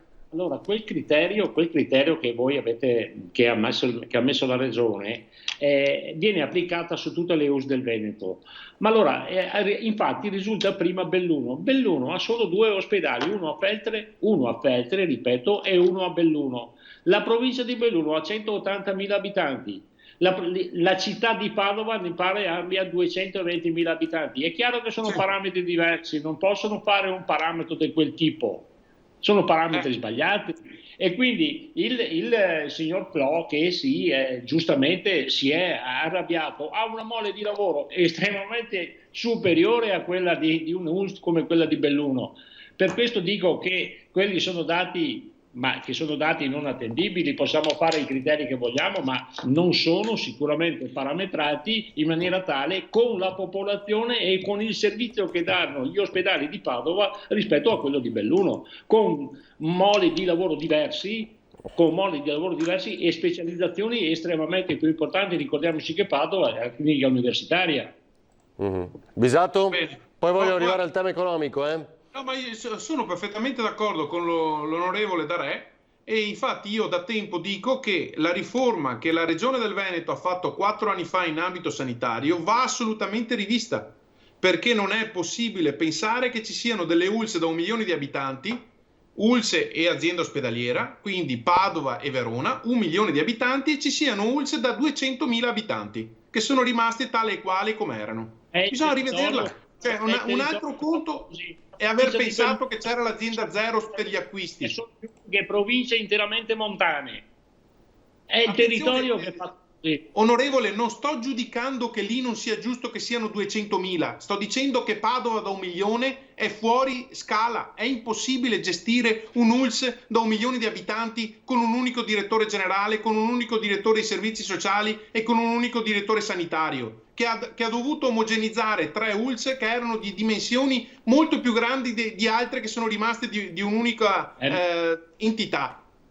L'azienda zero, vogliamo entrarci dentro e dire che su alcuni aspetti era ben fatta e su altri va modificata, perché la salvezza del nostro sistema è il territorio, e se fosse arrivata a fine corsa sta riforma probabilmente avremmo fatto la fine della Lombardia. E questo è un ragionamento da onestà intellettuale, senza prendersela con la politica regionale, come vede. Io sto dicendo che va aperto un tavolo di confronto su questo tema. Dopo 4 anni e post-Covid, la riforma del sistema sanitario veneto, e quindi dentro qua ci sta anche il giudizio dei direttori generali, va riformato perché è troppo centralizzato su un'unica persona. Non hanno nessuna indipendenza i direttori generali nelle ULSS del territorio veneto. Questo lo scrivo e lo sottoscrivo col sangue, perché è un tema che conosco benissimo, e questa cosa che dico io possono dirla tantissimi sindaci anche di centrodestra.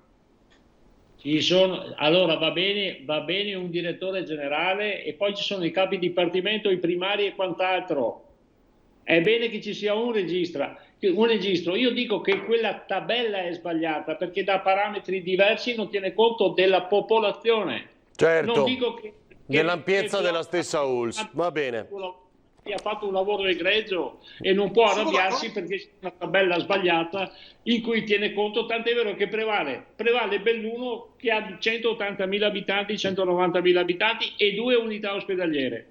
È chiaro che è sbagliata, no? Va bene, fermi, questo sicuramente terrà banco nei prossimi giorni. Saluto Mario Pozza, Presidente dell'Unione Camere del Veneto. Pozza, buongiorno, ben trovato, lo aggiungiamo al nostro dibattito perché voglio arrivare ai temi economici. Buongiorno Pozza. Allora, qui la paura è che se può solo abbassare un po' l'inquadratura, se no così la vediamo meglio. Più al abbassarla, ecco.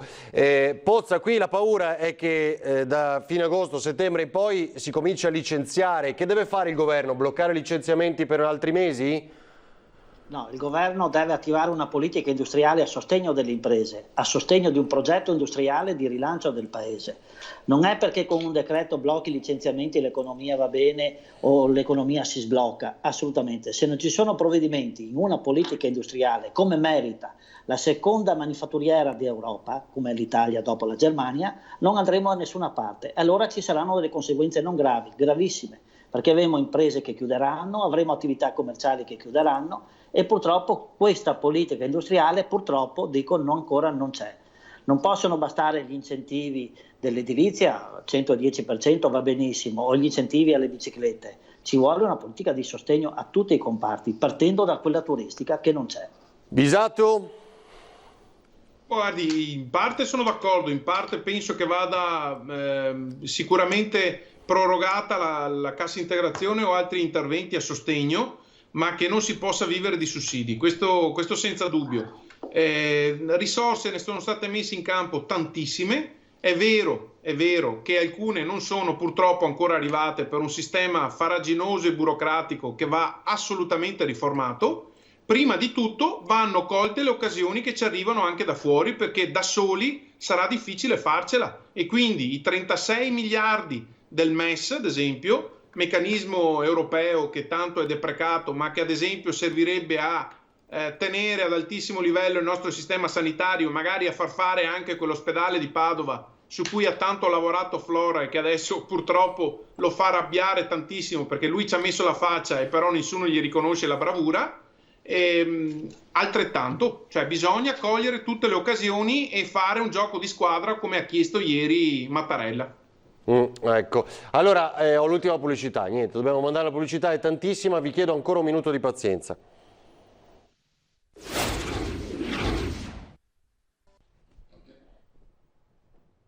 Allora, torniamo in diretta. Da Re, europarlamentare della Lega, cosa deve mettere in campo il governo, visto che oggi insomma il centrodestra era in piazza, abbiamo visto Salvini, abbiamo visto le piazze d'Italia, che cosa deve fare? Chi mi ha preceduto ha fatto chiaramente un'esposizione, bisogna fare una politica industriale che in questo momento non c'è da parte di questo governo, è solo, diciamo, giustamente in questo momento andava bene fare gli aiuti a pioggia in maniera diretta anche alle partite IVA e alle famiglie. Dobbiamo fare una politica industriale perché ricordo che l'accordo tra Macron e la Merkel, che naturalmente coinvolge anche l'Italia di riflesso, arriveranno quei miliardi che devono andare a sostegno della politica industriale, del lavoro nel medio e lungo termine, quindi garantire il lavoro perché le industrie e quindi il lavoro. In questo momento il governo, quantomeno non lo ha ancora esposto, non ha detto nulla su questo, su come intende intervenire e su cosa deve fare. Credo che con le piccole e medie imprese, con l'associazione degli industriali, con gli artigiani e quant'altro e con i sindacati bisogna creare una politica industriale perché i soldi dell'Europa devono andare alle aziende. Che deve fare Bisato? Adesso vi faccio vedere ancora una volta, dopo la manifestazione del centrodestra, Piazza del Popolo a Roma, quelli di Papalardo, diciamo il generale Papalardo, i gilet arancioni, eccoli qua, figuriamoci le distanze non c'erano l'altro giorno, non c'erano questa mattina nelle manifestazioni del centrodestra a Roma e adesso tanti saluti anche in questa immagine che stiamo vedendo. Bisato, flash e poi chiudiamo con Pozza ancora sul fronte economico.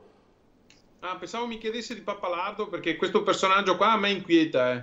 Perché? Tra l'altro, sta canalizzando la rabbia però, no?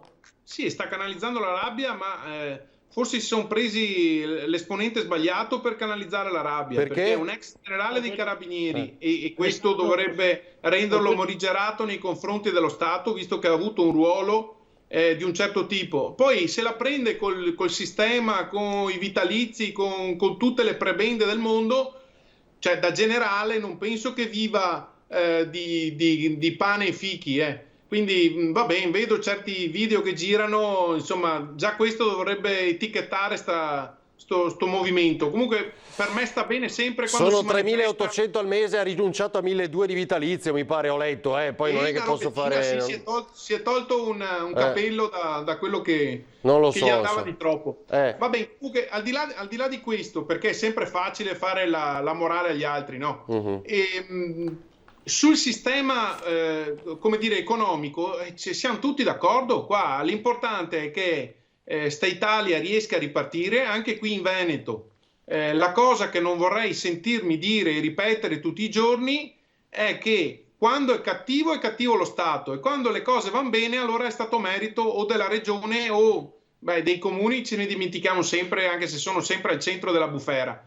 Serve invece mettersi tutti intorno a un tavolo. Torno all'esempio della De Berti di stamattina, che io ho io apprezzo anche per il lavoro che sta facendo, però non può venirci a riempire gli occhi sul sistema del trasporto pubblico locale, sapendo che qui in Veneto è una delle regioni che mette meno risorse a fronte appunto dei biglietti che pagano gli utenti, quando ad esempio una regione sempre governata dal centrodestra ne mette a più non posso, che è la Lombardia. Quindi, Pozza, chiaro Sì. Bisatto, Pozza, allora il settore che soffre di più, ma adesso ci stiamo scervellando per il fronte riaperture, domani riaprono le regioni, i confini internazionali, dove possiamo andare, con quali regole, via dicendo, ma il meglio non sarebbe stare tutti qua a fare le vacanze?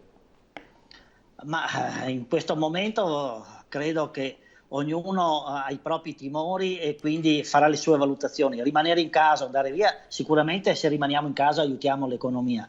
Certamente che non stiamo facendo una bella figura, perché io ho parlato con tanti albergatori, i quali i clienti dalla Germania e dall'Austria li chiamano e dicono: ma scusate, come facciamo a venire in Italia se dal Friuli non si passa in Veneto, se non si va in Sardegna, se non si va in Sicilia? Cioè, se abbiamo già al nostro interno delle frontiere non è un bel messaggio da una parte. Dall'altra chi viene in Veneto sicuramente ha delle certezze di una sanità eccellente, Veneto, Friuli, Emilia Romagna, per cui bisogna investire molto sull'estero. So che c'è una campagna di promozione da parte a livello nazionale per che gli italiani non vadino all'estero, però questa campagna messa in piedi credo non sia una campagna che si debba spendere soldi per dire agli italiani rimanete a casa. Dobbiamo promuovere l'Italia all'estero, dobbiamo ripromuovere e ridare credibilità a questo paese, perché è un paese che ha il patrimonio artistico più alto al mondo, basta vedere cosa abbiamo in Veneto, abbiamo la buona cucina, un buon clima, e credo dovremo riaccreditarci che come sistema paese siamo in grado di accogliere i turisti in sicurezza. Grazie a Mario Pozza, Presidente Unione Camere del Veneto, all'europarlamentare della Lega Gian Antonio D'Area, al segretario del PD Veneto Alessandro Bisato. Buona giornata. Saluti a tutti. Grazie a voi per averci seguito, ci rivediamo a partire dalle 17:30 ancora con la nostra edizione straordinaria e tutte le ultime novità di questa giornata. Arrivederci.